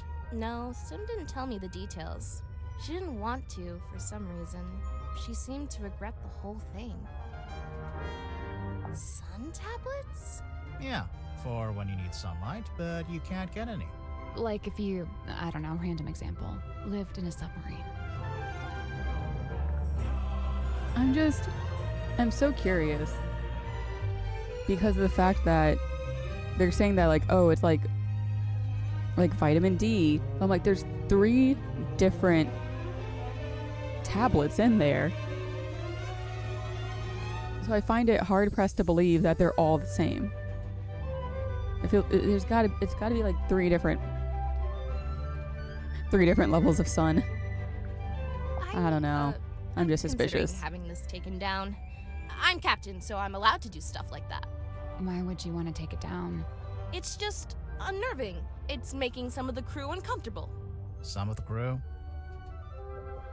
It's making her uncomfortable. There he is, Mortuga's little mascot. What does he do? Well, you know, bit of this, bit of that. A big green light shines out of his eyes sometimes. Yeah, we saw it. It lured us onto the submarine. That's the idea. How does it work? Do you activate it from in here? Nope, it just kind of happens. Oh. Wooden buoy is confirmed to be magical. So this is what Mr. Worman did after he left town. Why would he need to leave town to write a book? I feel like you could do that from anywhere. It was probably more about making connections. You mean like in publishing? In anything. Silkworm's a real dead end if you got any kind of aspirations. Do you have aspirations, ma'am? Aha! I see you found my case file. Sure did.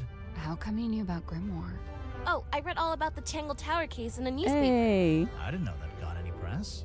Someone must have sold their story. I gotta ask, did Fiona end up leaving the tower? Or is she still there? Fifi? Yeah, she and Poppy moved out. Yay! Oh, Good my for gosh. them. They got a real nice place out in the countryside.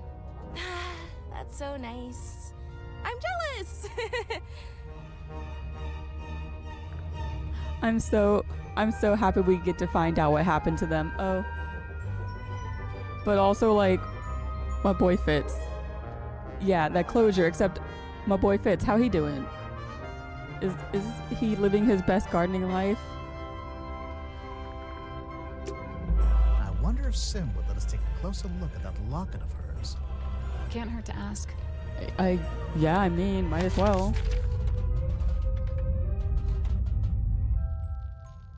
Oh, right, I almost forgot. We should be able to get into Sim and Cynthia's bunk room now. Later, it's just like, you can do this now, and you can do this. I'm like, whoa. One thing at a time, game. Locket. Sim, could we take a closer look at your locket? I suppose so. Please be careful. A heavy golden locket that Symmetry wears around her neck.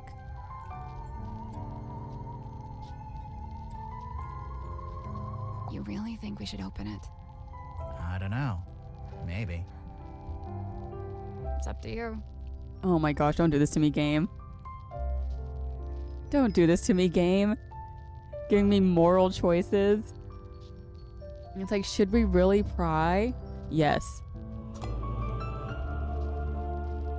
Okay. Don't. You know, I was expecting there to be like a picture or something, but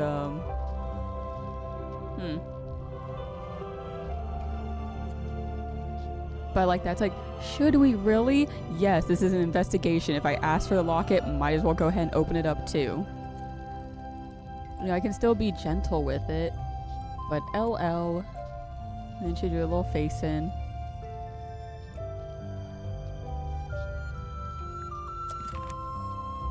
And ask her about it now. Self-portrait. No, I think because it looks like someone who might be older. So I don't know if it's like maybe her real mom instead of like the adoptive. It was my mother's own. Hey, I was also, right. I'm told. You don't know for sure? I was too young. I don't remember. I dearly hope to ask her and know the truth at last. Do you think you ever will? The question that bestirs my soul. Oh. But yeah, I had assumed that she just like kind of drew like her own face, like, oh, it's my mother. She would obviously look like me. Both she and I have mothers lost, and both a token keep. Unlike you, though, Cynthia's not wearing hers. I was right. Cynthia's already got a cool jacket. One that actually fits her too. And stitched it I, at her request, with mine own hand. Aw. When did she make this request? Some long while ago. Before the murder, huh? Ooh. Ooh. Okay, but yeah, so I was right. Her mother was the captain, and maybe Mortuga. Something happened. Mom died. He took over as captain. But it rightfully belongs to the Seafoams. Do you remember when Cynthia first got hold of this? I saw her running from the bridge, all pages clasped in hand. Where was she taking it? In a hurried haste, she was bedchamber bound. Wait, all pages clasped in hand? Yeah. Both pages, surely. But mere semantics, sir. Ooh. But mere semantics. Okay, yeah, sure. There's more. The numbers spoken by the ship, they falter, flailing weird and wild, as if she seeks to speak, yet lacks the tongue to voice her troubled thought. I tried it once, Tried what? to turn the wheel, to steer the ship. Oh, how'd it go? It did not. I was too weak. Ooh, good information. So we can find out who might be strong enough to actually surface the ship. She tries her best to honor fate and call it by its newest name. Cynthia? I will admit, in quiet hours, the former name returns. What's the former name? Need you only glance beneath a single slip of paper?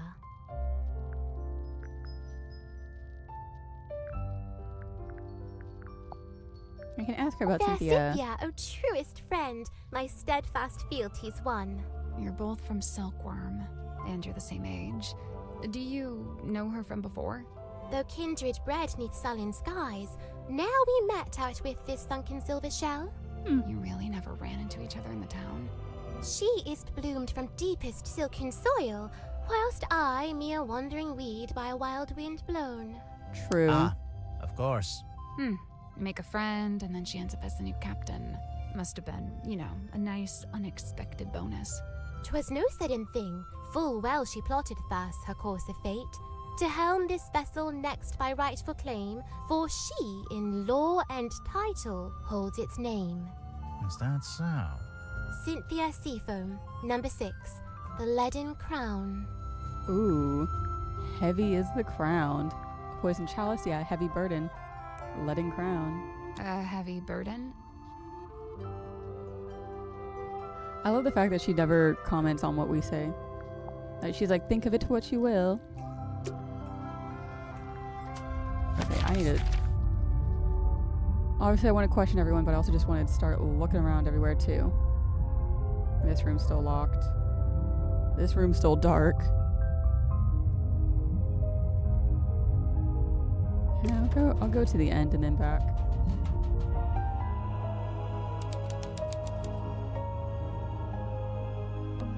A framed photo. It's been hung from the pipe, so you can see it from the bed. Oh. Family photo. A framed photograph found in Symmetry in Cynthia's bunk room. Oh, so it's his stepfather that was the mechanic. Oh. Anything on the back? Anything hidden?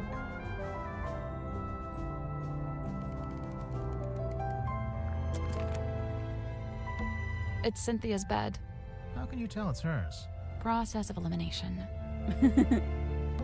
It's an origami bird.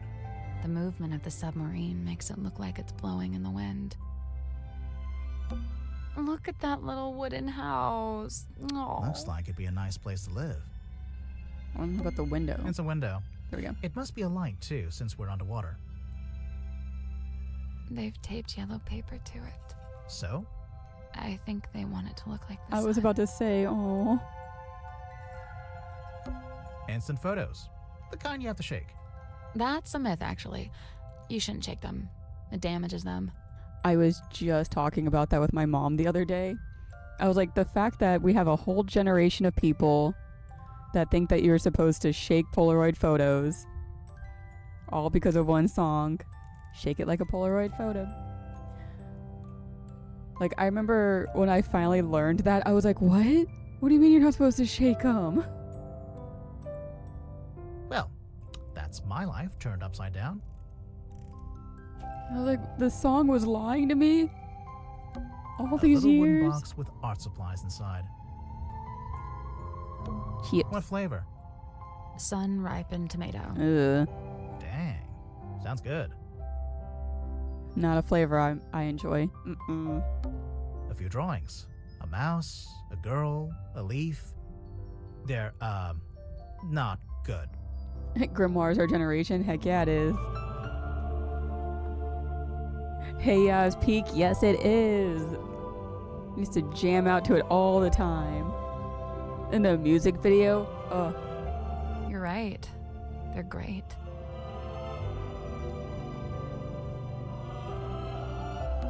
It's a pig. It's a safe. In the shape of a pig. Break it, break it. Interact with parts on the safe until they're in the correct arrangement. Oh. Gotta go. Alright, thank you for stopping by. Oh my gosh, my voice. But yeah, thank you for stopping by. Hope you have a nice night and weekend. What else can I interact with? Ooh.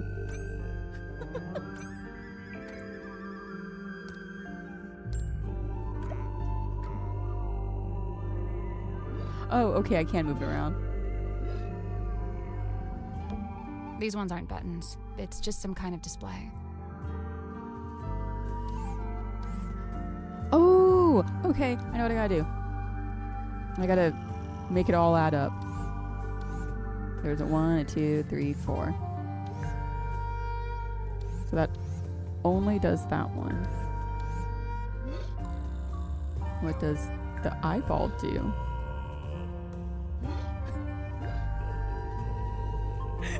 My short-term memory. I already forgot what numbers there were. Okay, all those. 1, 1, 1, 1, 1, 3. Okay.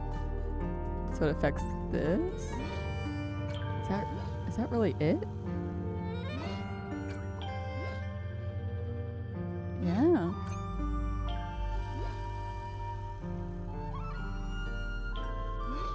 So does this only affect this one? So is it 1, 2, 3, 1, 2, 3? I think so. 1. Okay, so these only do 1 and 2. This is probably also only 1 and 2. Okay.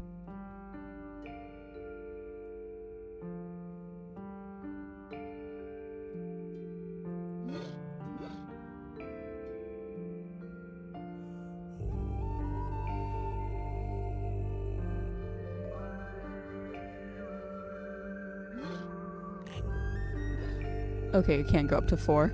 I was like,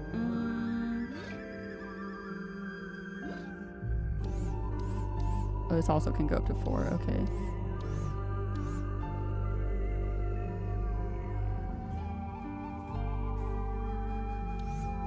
I'm gonna...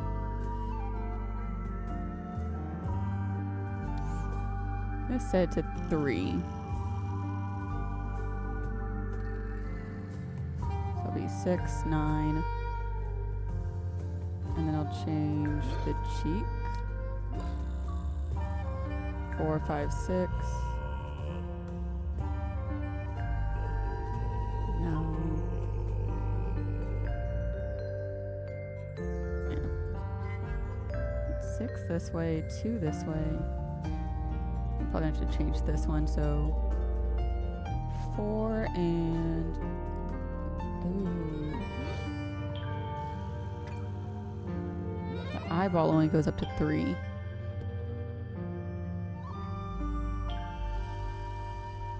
So 3, 6.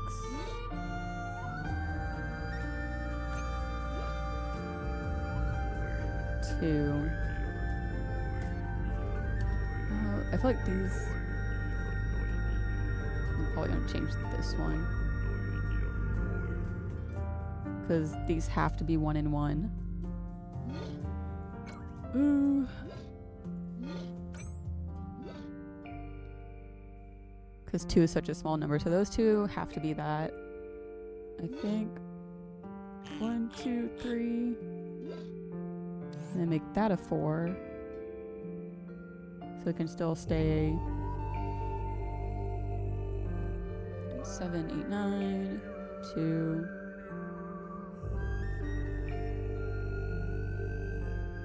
4, and 4 is 8, 3, 4, 5, 6.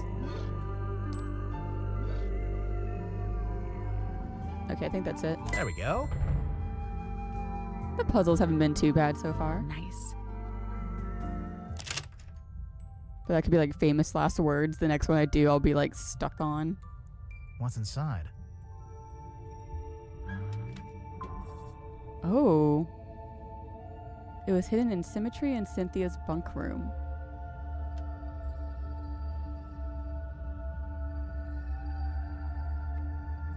Imaging system. Ooh. What is it? I don't know.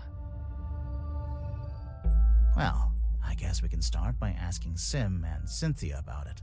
Not yet. There's still another half of the room. It's a mirror. Sally, you can use it to fix your hair. Excuse me? My hair is perfect and does not need fixing. You tell him. Maybe he should fix his hair. Old books. Mostly fairy tales for young children. They've been stacked up into a little tower. Old books. They've been stacked up into Old books. They've I was been gonna say stacked something about the up. plants. It's Sim's bed. How can you tell? It just has her energy. Instant photos. The kind you have to shake. That's a myth. Same Well, thing. That's mine. It's Sim and Cynthia's It's bunk. pretty cozy. The light? It's Sim and It's Cynthia. pretty cozy. It's a magazine. Hey, this is pretty recent. Cinematique. A movie magazine found in Symmetry and Cynthia's bunk room. Ooh, Julie Janelli. Does she think that this is her mom? Oh, hey, Dirk Damson. I've always loved the romance of the sea. Cinematique. Movies, cultures, news, and reviews. Julie Janelli. On acting and authenticity. Hex marks the spot.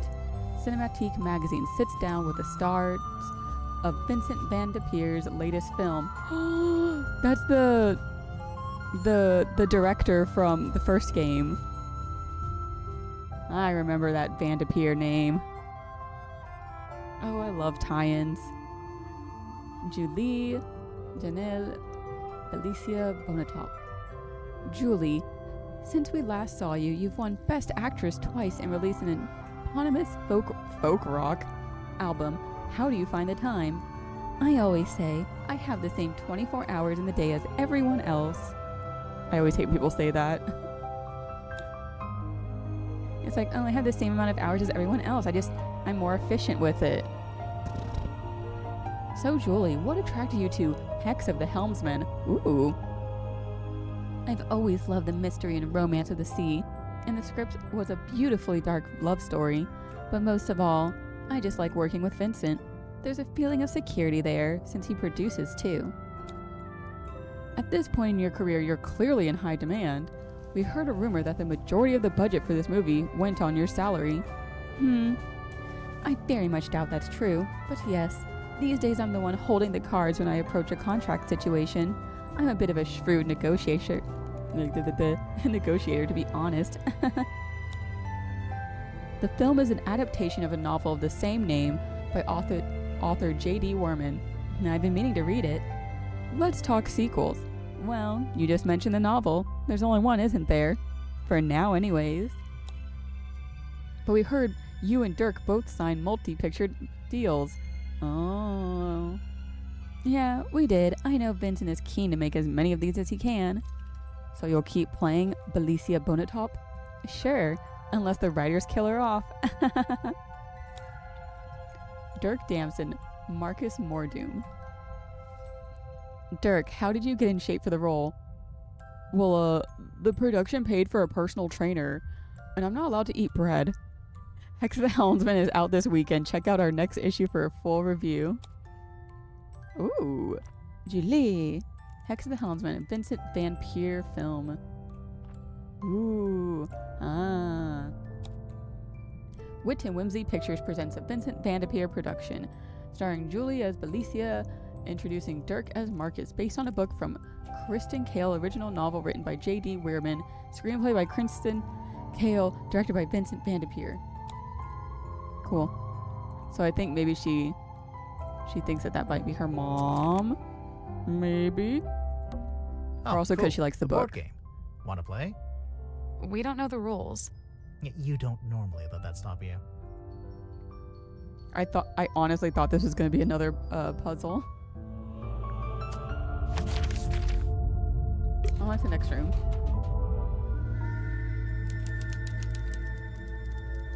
Oh, the boys.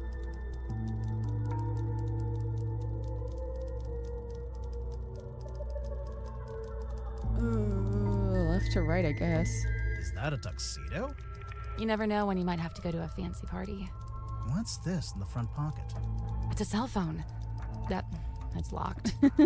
What do you mean it's locked? How can a phone be locked? It could be locked, bro. You gotta find out the person's passcode. Oh. Drag the tiles into the correct slot. I don't even know whose phone this is. I'm literally trying to unlock a phone in front of these two guys. The audacity of it all. Shapes.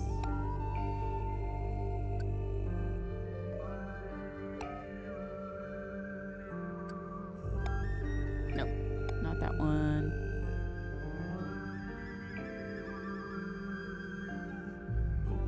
There's not a shorter one?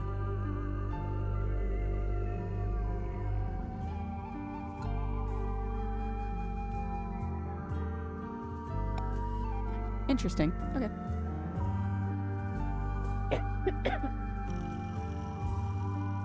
Probably maybe have to cancel it out with something else.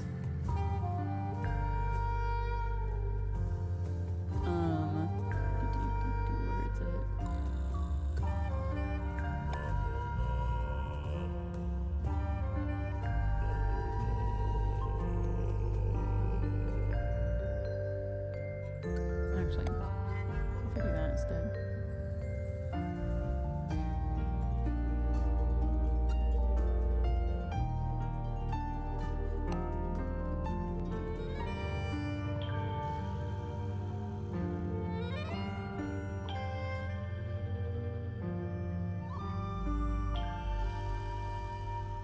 Interesting.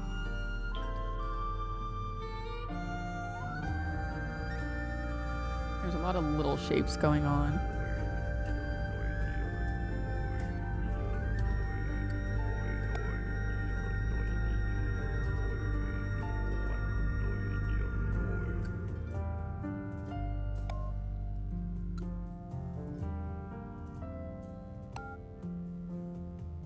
And then XX.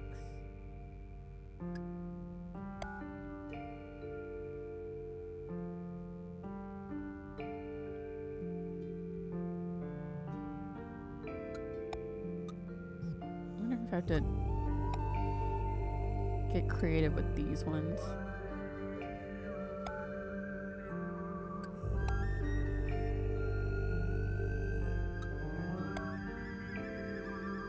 Yeah, because that looks like this shape.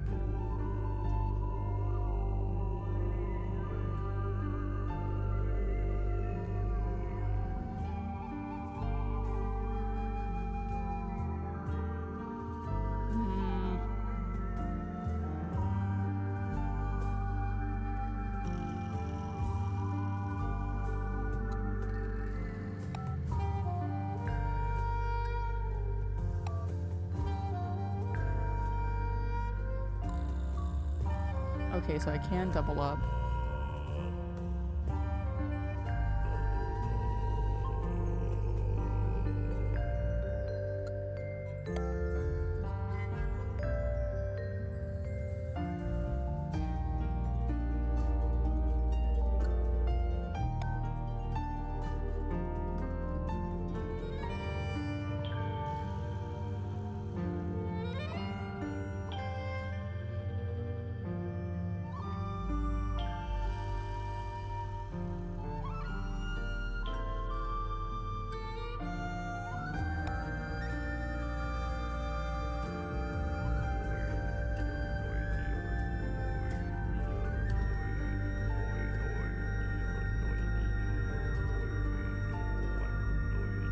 This one still mystifies me a little bit because it's not supposed to have the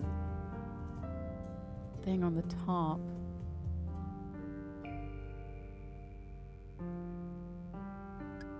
This one? Yeah, there we go. That's the one.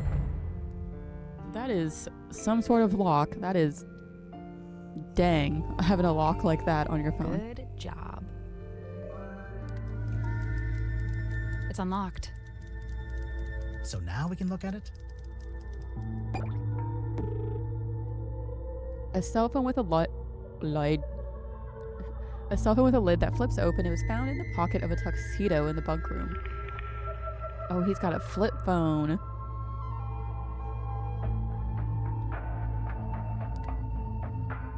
Oh. That shape sure is something. It's a bulky thing. It turns on, but there's no signal and the battery could do with charging. They're under the sea. There's probably terrible connection anyways. Oh. It's like a... Oh my gosh, my brain wants to say BlackBerry, but it's something else that I'm thinking of.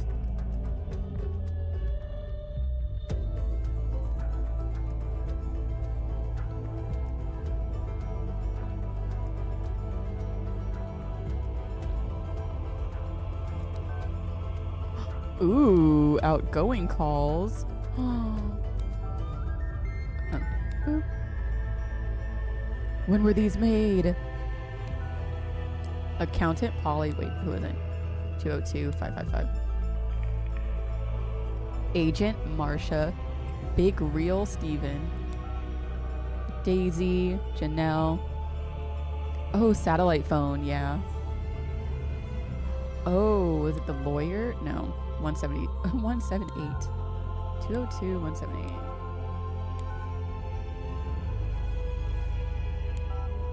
Mom, Vanderpeer, Worman office.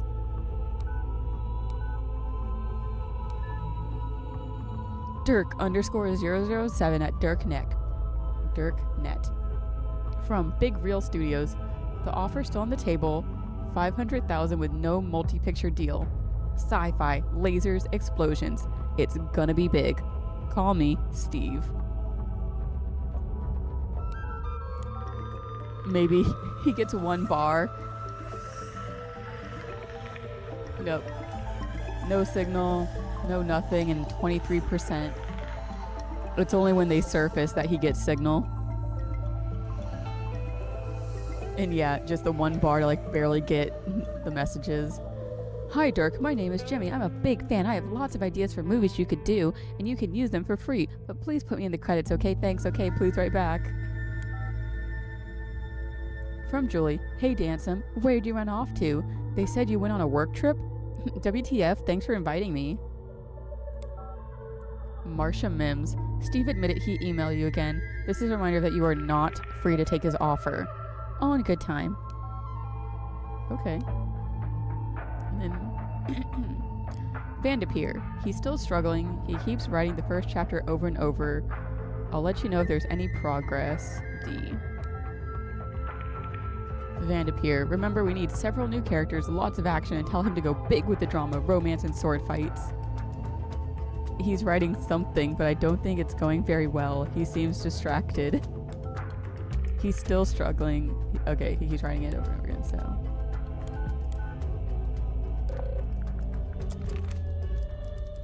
So yeah.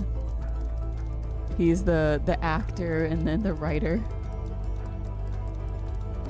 It's a suitcase. Clothes are neatly folded inside. It smells like men's aftershave. I'm getting bergamot, cedarwood, and notes of citrus. Ooh. You done sniffing the suitcase? Leave her alone. She's, detectiving. It's a huge iron dumbbell, made from nuts and bolts. So, you gonna pick it up? Might be a clue. Come on, Sally. I doubt it. Big, blunt object like that could be a weapon. I'd say it looks pretty suspicious. Worth investigating. I disagree. Sally, you know he's too weak. It's some kind of doll. Sally, no. Sally, yes. It's a collectible action figure. It's a doll, detective. Same thing.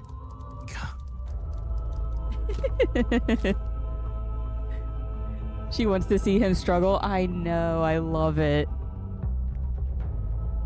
And just like me, for real, for real. Oh man, Hex of the Helms.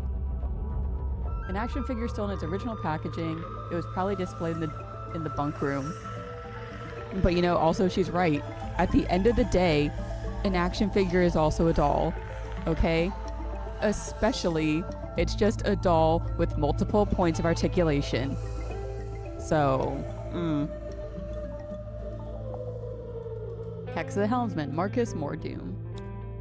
A man cursed by the sea. He sees it in his nightmares. He sees it when he shuts his eyes. He cannot escape from it. But what or who is it? Renowned helmsman Marcus Mordoom is a man on a singular mission. He won't rest until he discovers the truth of what's really hidden beneath the stormy sea. Series 1. Dorito proportions. Yeah. Oh, Devil of the Deep. Series 1. Felicia Bone Top. The enigmatic sea captain includes ship's compass and treasure map. Marcus Mordoom, the tormented helmsman, includes anchor sword and ship's wheel shield. Devil of the Deep, the mysterious entity from beneath the waves, includes Reaper's Scythe. I just keep looking because I'm like, oh, that looks like the ships. Oh my gosh, Series 2 coming soon. Look out for Hex of the Helmsman 2, only in theaters. Oh man, guys. I want to know what new character is going to be introduced. And will... It's some kind of doll. Sally, it's a Same collectible. thing. I could have just went to my clues. I gotta know. Does Felicia and Marcus, do they finally smooch in the second movie? Oh, or will it continue to be a slow burn? Will they, won't they? There's a sink here with its own little mirror. Looks like someone's been using it to shave. It's a punching bag. Looks like it's been recently punched. What? It's a cheap light bulb. No shade. Oh, I know I've said this in like previous games, but just point and click games have just a certain like punny humor to them that I love and appreciate. I guess the submarine doesn't have a laundry room.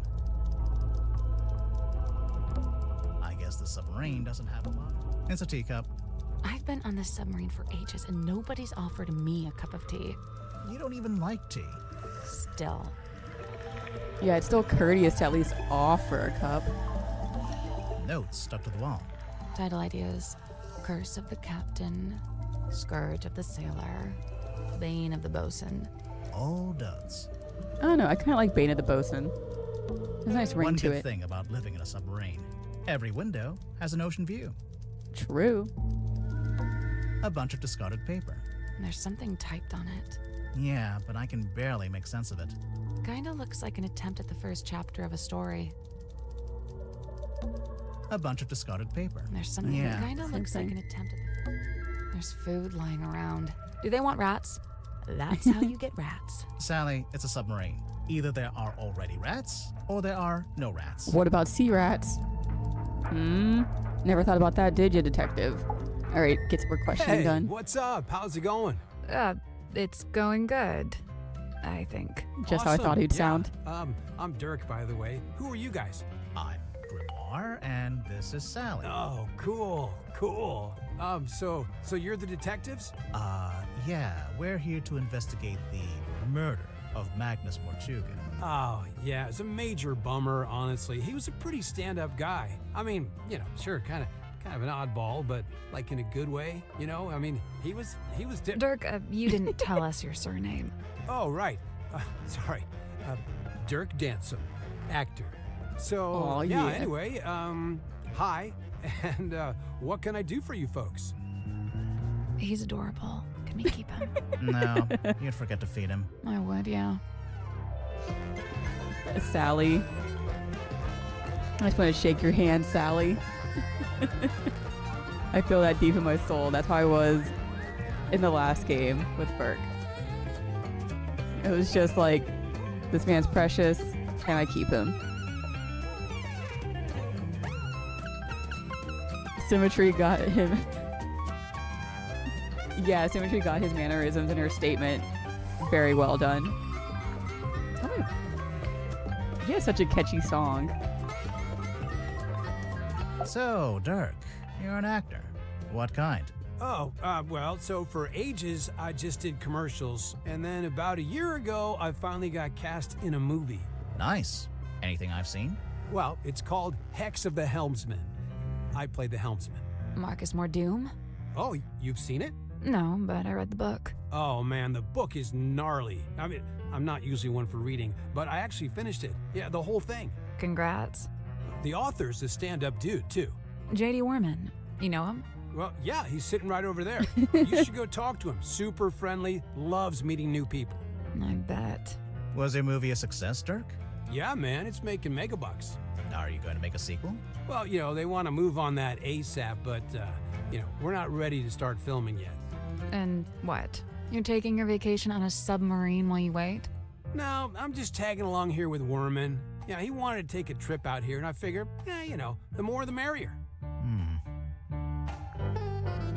A golden retriever energy, 1,000% yes. What do you make of the Mortuga submarine? Man, this place is wild. It's like something out of a weird old book. Nobody back home is gonna believe any of it. How do you like living here? Honestly, mixed bag. So I love meeting all the weirdos that ended up down here. All kinds of people I'd normally never rub shoulders with, But man, is it dark. I mean, there's no sun, no day, no night. You barely even feel the time passing.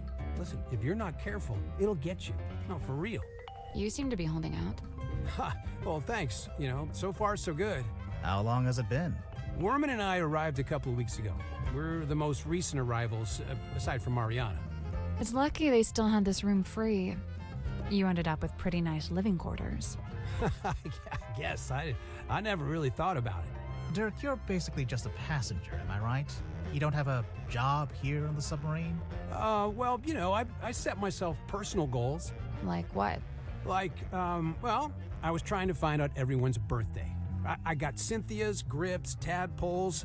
Oh man, that one took some doing. Yeah, she does not like to share personal info, let me tell you. Mortuga, though, brick wall. He would not give me the goods. Wouldn't give him the goods. What were you doing, I got sir? woken up when the submarine did a weird kind of movement, like a sudden tilt. It woke Worman up too. So yeah, we were both sitting there, awake, not sure what's going on. Just two dudes being bros. I got curious what time it was, so I looked at my watch. But as I was looking at it, it freaked out. Oh, the hands moving all over, like they were trying to point in all directions at once, if that makes any sense. Anyway, I didn't have any more time to think about it since then we heard this scream. Yeah, Worman and I left our room, went through the mess hall and towards the storeroom at the end. It was unlocked. Sim was standing in the doorway. Mortuga was on the floor, totally dead. I tried to help Sim, pull her away. Worman, though, he just stood there, staring. Didn't look away once. It was like he was trying to commit it to memory or something. Although, I don't think he noticed the person outside. Sorry, what? Outside the submarine. Yeah, I saw someone swim down past the window. I couldn't tell who it was, though. Okay. What did you do next? I wasn't sure what to do, to be honest. Luckily, Tadpole showed up a short while later, and she kind of took charge. Grip and Cynthia showed up next, then Mariana, then Zephyr. Tadpole wanted to know what had happened, but nobody had any answers for her. It was bad vibes all around. Sim and Cynthia left first, then Worman, then me and Mariana. We left around the same time. So, yeah, I went back to my room. Worman was there already. He'd gone straight back to work. And, that's all I got. Can I stop talking now? Okay.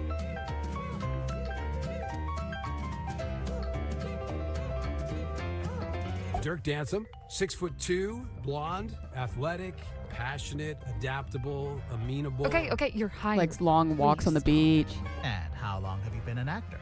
Oh man, I've been trying to break into it for forever, but I was getting nowhere until Mr. Vanderpeer said he wanted to hire an unknown for his new project, Hex of the Helmsman. It's kind of a fantasy horror adventure. I play mysterious anti-hero Marcus Mordoom. He's pretty much the main guy. So you went from getting no work to getting the lead in a big movie. Crazy, right? So you're rich and famous now? Well, I mean, yeah, right? I mean, hello. Hello. Hey, what's up? Listen, I heard the dude died because of a curse. Is that true?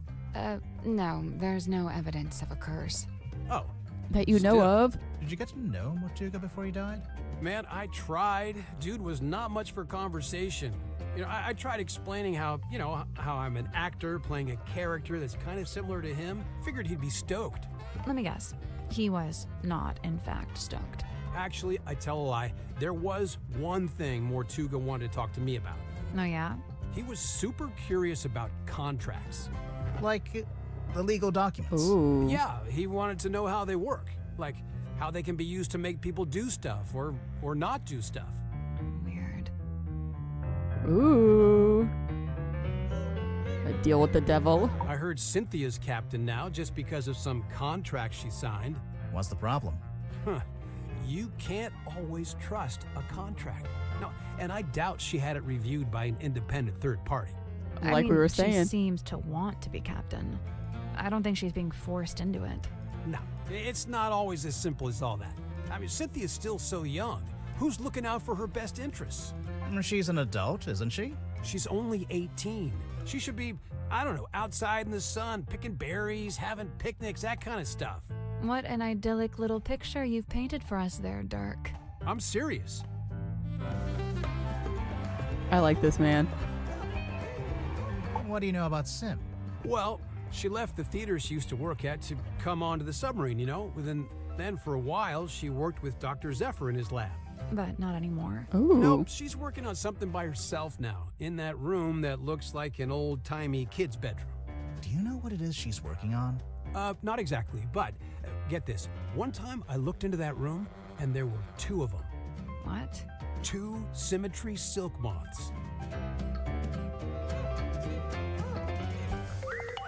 I'm gonna do all the clues later.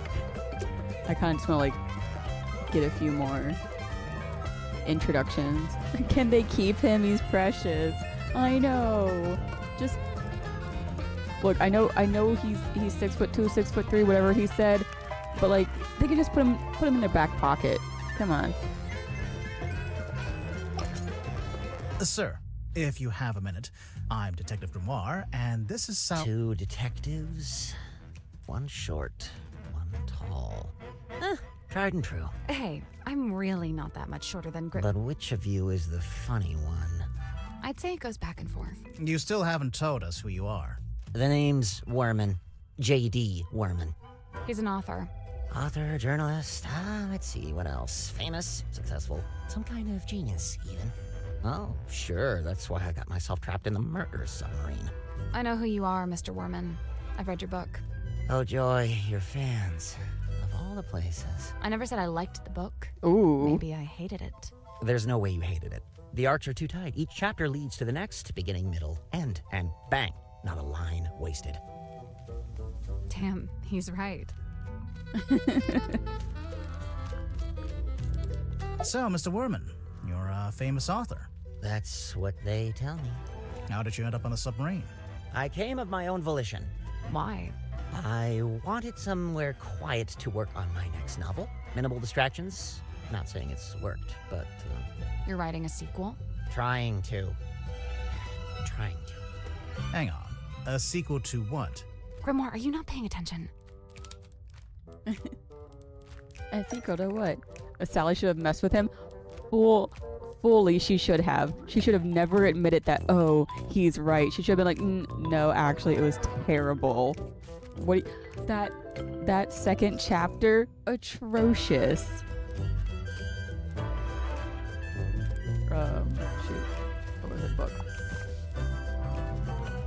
Or actually, was I supposed to show the other? There she is.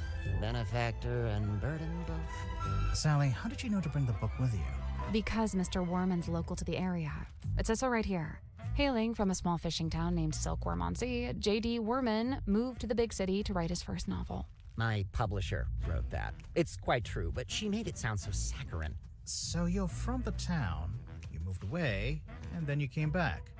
Now, see, you've gone too far in the other direction. That's too utilitarian. I get going back to your hometown for peace and quiet, but then to end up on the submarine. How did she even find out about it? Did she already know Mortuga? Oh, I knew of him.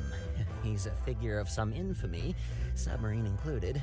In fact, it was good to finally put a face to the name after all those years.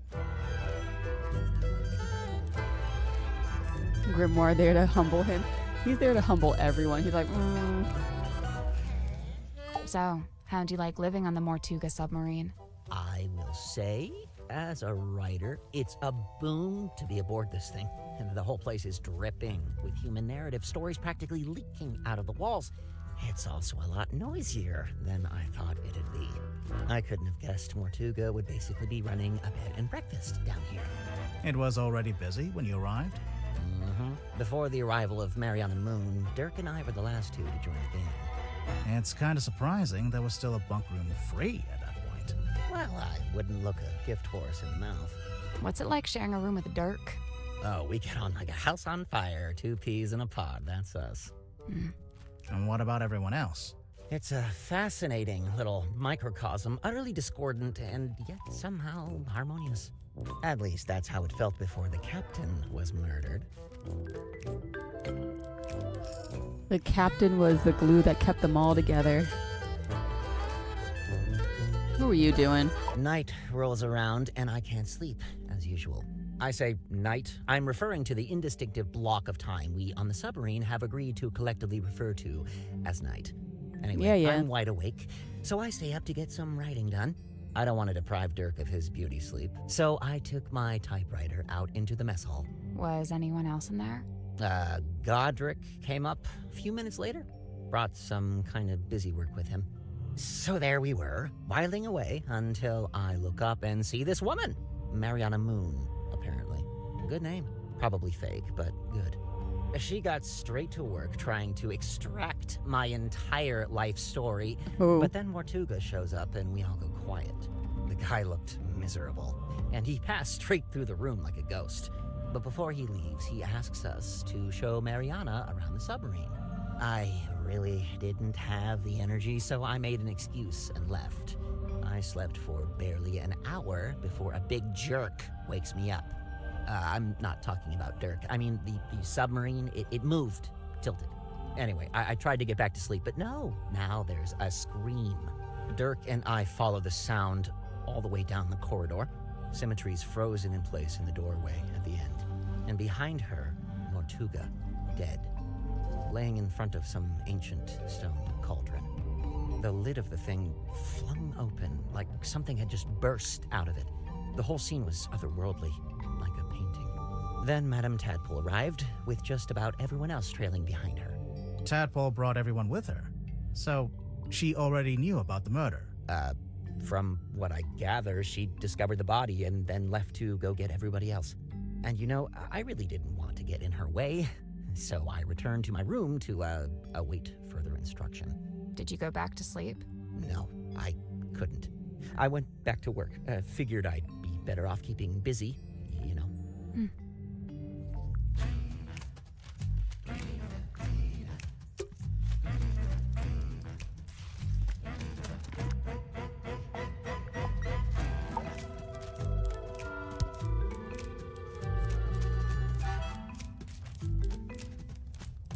So it was actually Tadpole that found the body first.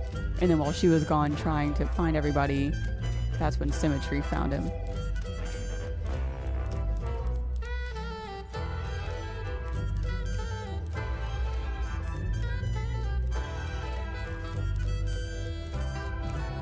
I guess this is supposed to be the timeline of like who found him? I don't know what exactly this timeline's supposed to be. Or if it's supposed to be it's the timeline of when people got to the ship. Because it was him, the doctor. I don't remember Grip. And then the doctor brought Symmetry, whoever, Cynthia, blah blah. And then Mariana Moon, and then us.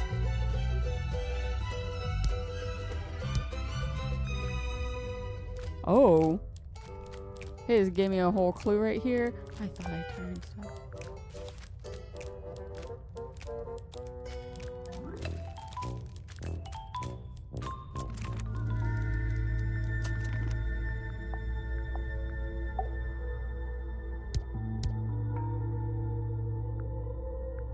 Okay. I want to make sure they are actually off. Don't give me nothing. I'll figure it out on my own. But also now I spoiled myself that I need to find a little ray gun. Oh. It's Worman's typewriter. I was like, I saw the little hint and I... Grr. The typewriter.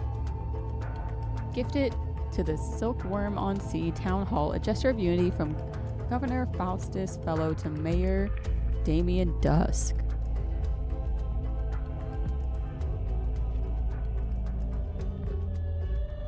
Damien Dusk. That sounds familiar. That was... Oh my gosh, was it one of the names on the... on the family tree last time? Oh goodness. It is. Oh my gosh. Because Governor Faustus Fellow from the Fellow family. Now I feel like I need to look back at that family tree.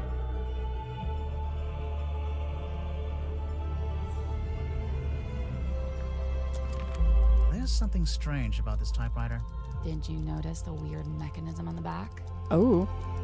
Everything's tied to the family.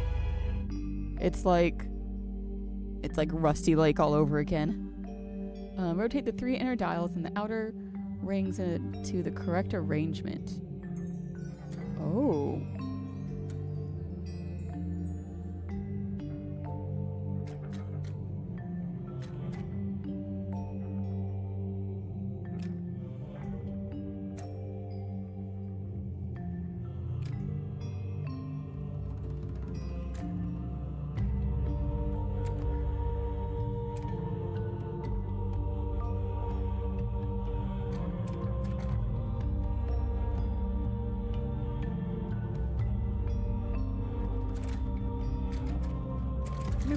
Okay.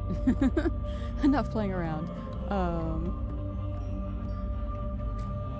This is interesting though. Yeah, all the connections. I love it. Okay, so I need the diamond at the top. Oh.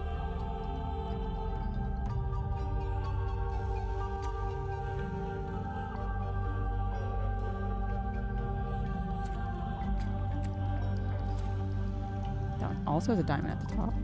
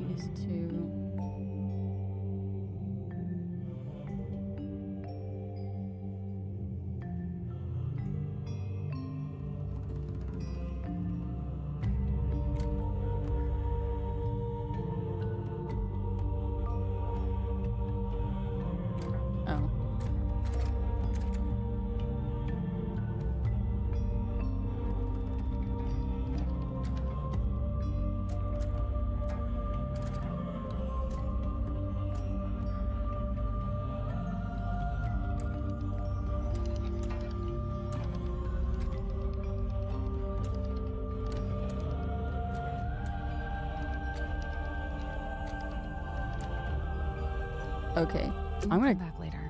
Yeah. Just because I know it's gonna take me a while to like figure that one out. I will come back to that. I don't want that. Don't give me clue suggestions. I want it off. I want it off. I don't want sparkles.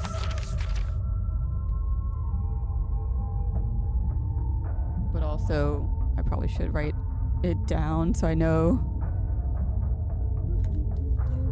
So don't forget where the puzzles I haven't solved are yet.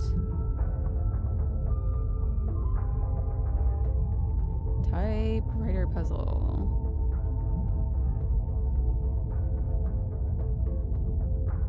Oof.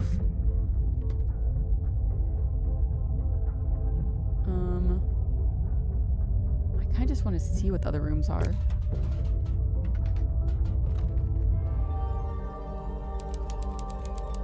Cargo hold. Ooh, actually, I feel like if I don't look around, I will forget that I haven't looked. This is actually a pretty good place to hang laundry. Assuming you want your clothes to smell like the cargo hold of a submarine. That's a fire hazard. This whole room is a fire hazard. A submarine can't burn down. It's underwater. It can burn further down. It's a little mirror. It could do with a polish. You could do with the polish. Dang, you tell him. I assumed it was tea, but actually it smells like coffee. It's unfiltered too, and there's no milk. Hardcore. Ooh. A pinboard? I assume it belongs to that woman over there. Right. We'd better talk to her first. What's in these old wooden crates? I don't know. I can't get them open. What did I tell you? Always bring the crowbar. I can barely move these barrels. Actually, one of the big hazards of a submarine and ship. That's what I'm saying. Oh, Like, they people must don't be full of something realize. heavy. Actually, I think they're empty. Oh. Well. I love how the game keeps mentioning how weak he is. Wood is heavy. It's a pizza oven. No, it's a furnace for heating the submarine. Right. But you could put a pizza in there. It's a big traveler's backpack. It smells like soil and grass. When you're done smelling it, there's something in the pouch I think we should take a look at. A square of parchment found in the cargo hold. It's been folded up and tied with a string. Oh, Governor's Manor. Fortuna Hall, the Stonetop Inn. Town Hall, the Silkworm Spectator. Mr. Grip's Emporium. Drummond Shipyard, Lighthouse, Seaform Harbor. It's like a little map. Yeah. Blessed. What? Oh my goodness. I love it.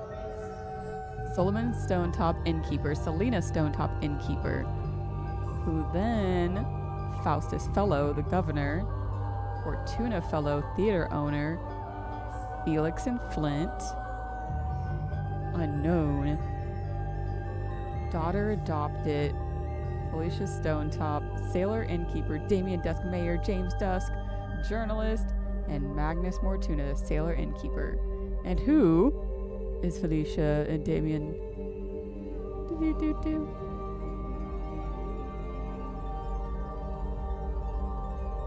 Love it, love it, love it.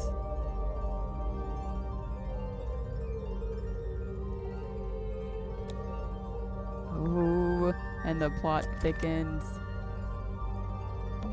What's in these old wooden crates? I don't know. What did I tell you? Always bring The crowbar. Okay.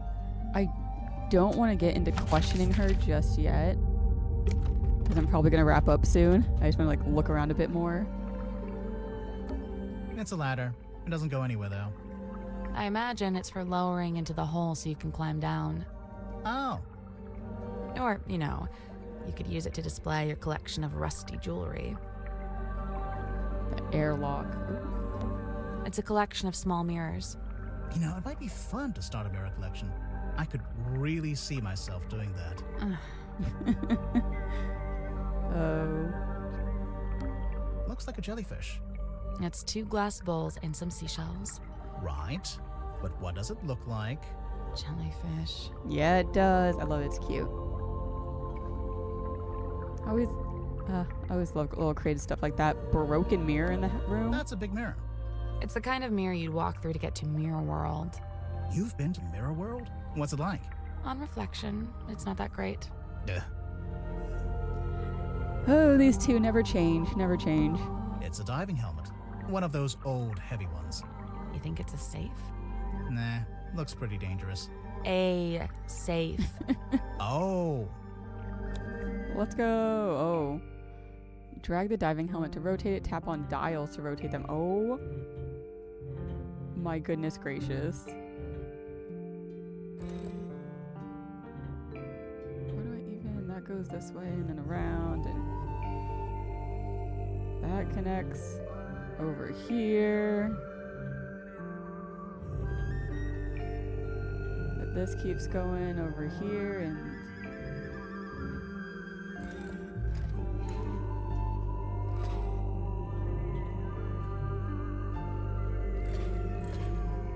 I mean, like,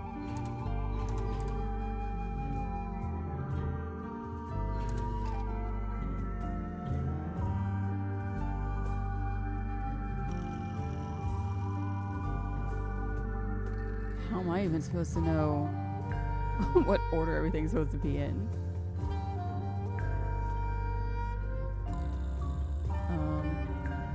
Those don't match up. That's what I'm gonna assume.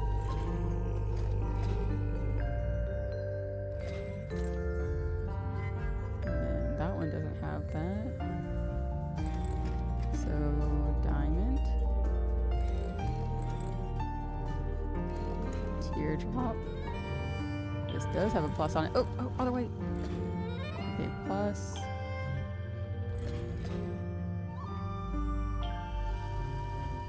And that one doesn't have it.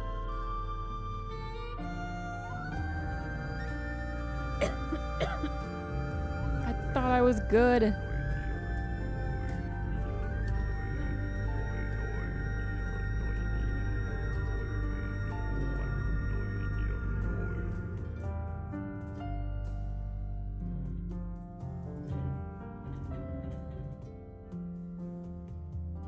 Ridiculous. Everything was going according to plan.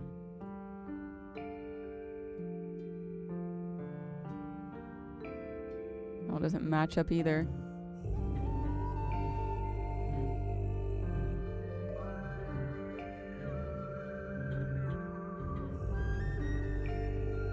There's that one. I really thought I had this, y'all. Oh.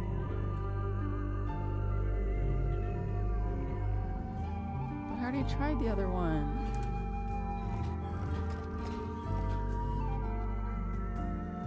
And this doesn't have the diamond.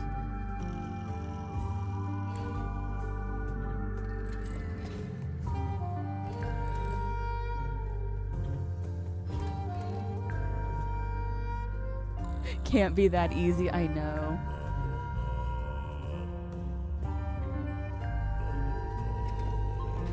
Oh, did I just miss that last time? I was probably looking at the wrong one. So teardrop, teardrop, circle, circle, darken triangle, plus sign, circle, circle, open triangle, plus sign, diamond, circle. Okay, I think I got it. Hey, I did it. Hey. I'm impressed. What's inside? Ooh, a pocketbook. A rugged, blood-stained pocketbook. It was hidden in the airlock, which looks like another puzzle on it because there's a lock. LV. Oh, I'm gonna have to find the code. This is what I was wanting. I was hoping for puzzles inside the clues. Shake, shake. Something's in there. Oh, I can't wait to discover that. Old glass bottles. Ooh, that was a good find. Looks like they've all been salvaged from the ocean. Hey, this one has a message inside. A glass bottle, messily sealed with wax. A sheet of paper is rolled up inside. Break it. Oh, looks like a person. Curse in the cauldron. A small room within the bowels of the ship. His lifeless body lies in the shadow of an ancient stone cauldron. The cauldron's heavy iron lid has never been unlocked. It has never been opened. For all his strength, he ultimately proved powerless against the lure of the unknown. On this morning, the cauldron has been unlocked. On this morning, it is wide open. And it looks like the murder scene. Ooh. An ornate teacup. With an ornate crack down the side. Oh, that reminds me. I need to buy new towels for my bathroom. Sally, we're solving a murder here. Focus. Sally, how do you feel about swimming? Nope, not happening. We can look though. Treasure. It's a treasure chest. We can't reach it while it's underwater. What a tease. So like, build a contraption to get it? It's the airlock hole. That's literally it.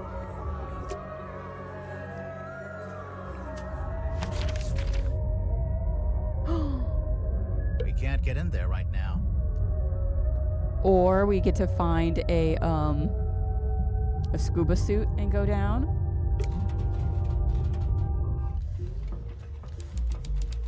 The engine room. See his little head poking out.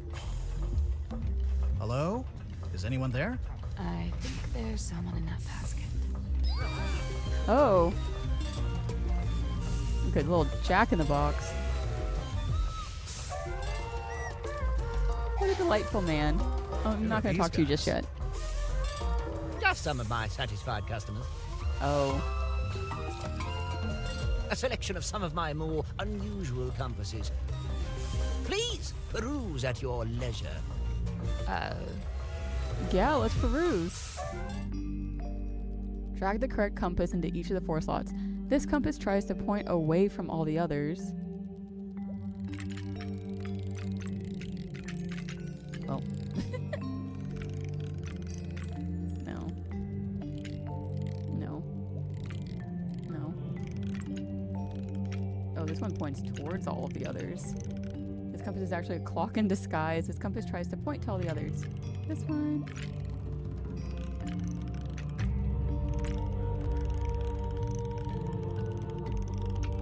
Oh.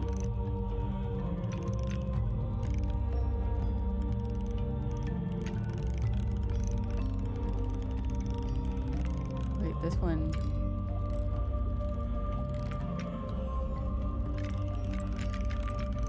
This one points towards all the others.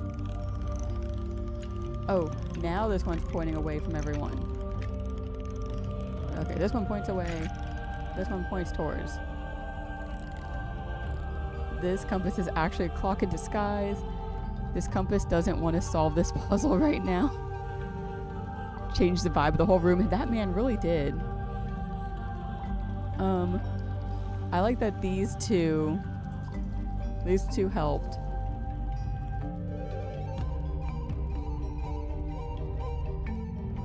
Like, it's like, okay, points away, points towards. This compass doesn't want to solve this puzzle right now. Like, what? And this compass is actually a clock in disguise.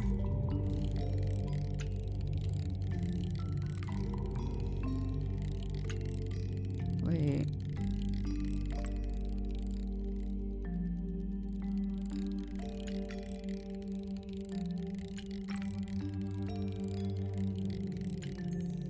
This one might be the clock.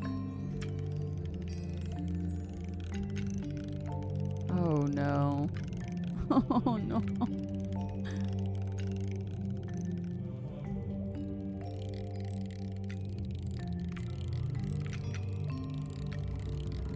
Well, this one's not doing anything.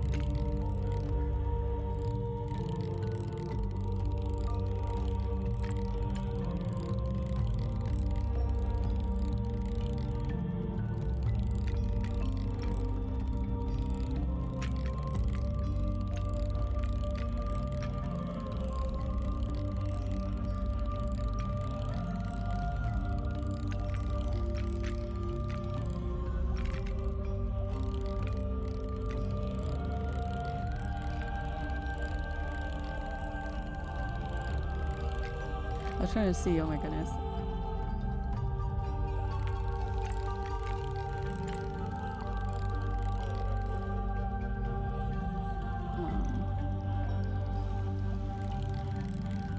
This compass doesn't want to solve this puzzle right now. I don't know.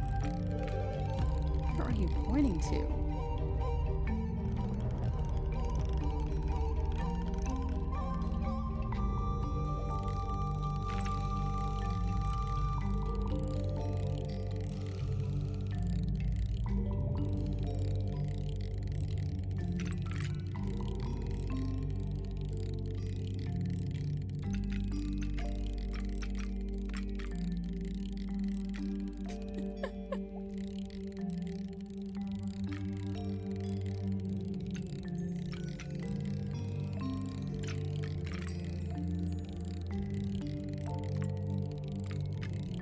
So I think the green one is going specifically towards that.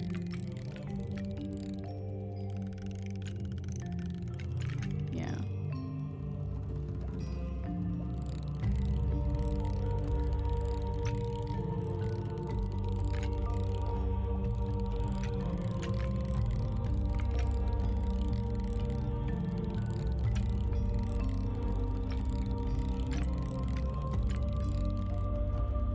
Goodness gracious, I hate this.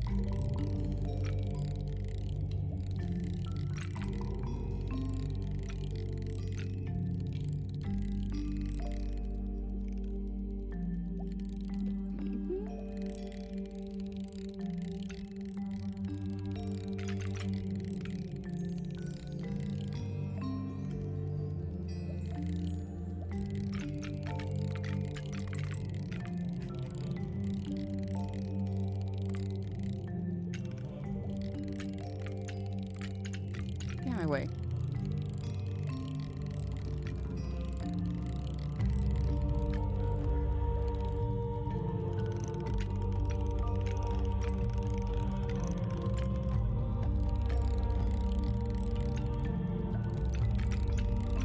Come back to this later. Gonna rest my brain. Man.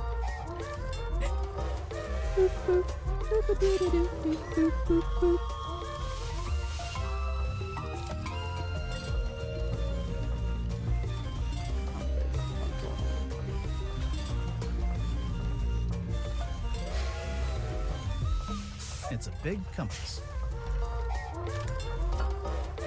Broken compass that's in the process of being fixed on display. Hey, yeah, it's the one that goes back in the control room. If I turn this wheel, you have to turn the other one. Why? Because one good turn deserves another.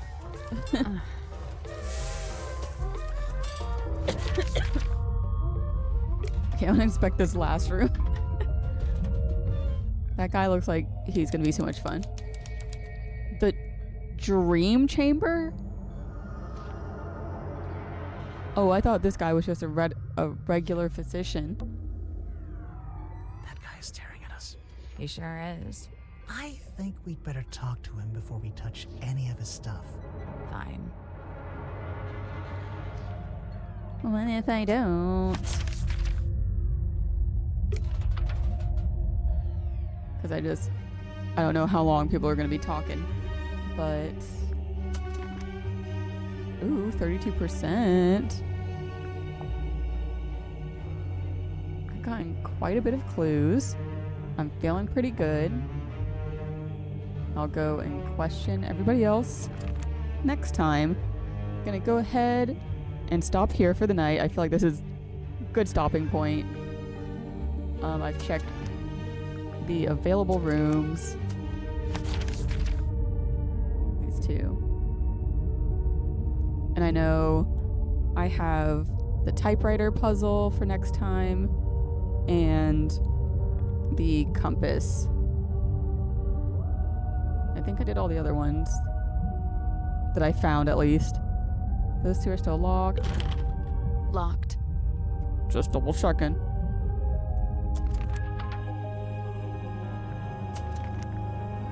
And I got half of the suspects. Okay, yeah. Gonna stop there for the night. Sounds good to me. Oh, I feel like I've made some good progress. I accidentally windowed it. But yes, that I like how I keep saying it. The sleepiness is already hitting me. It has been hitting me since the start of stream. I apologize. But that's gonna be all for the mermaid mask for tonight. Until next time.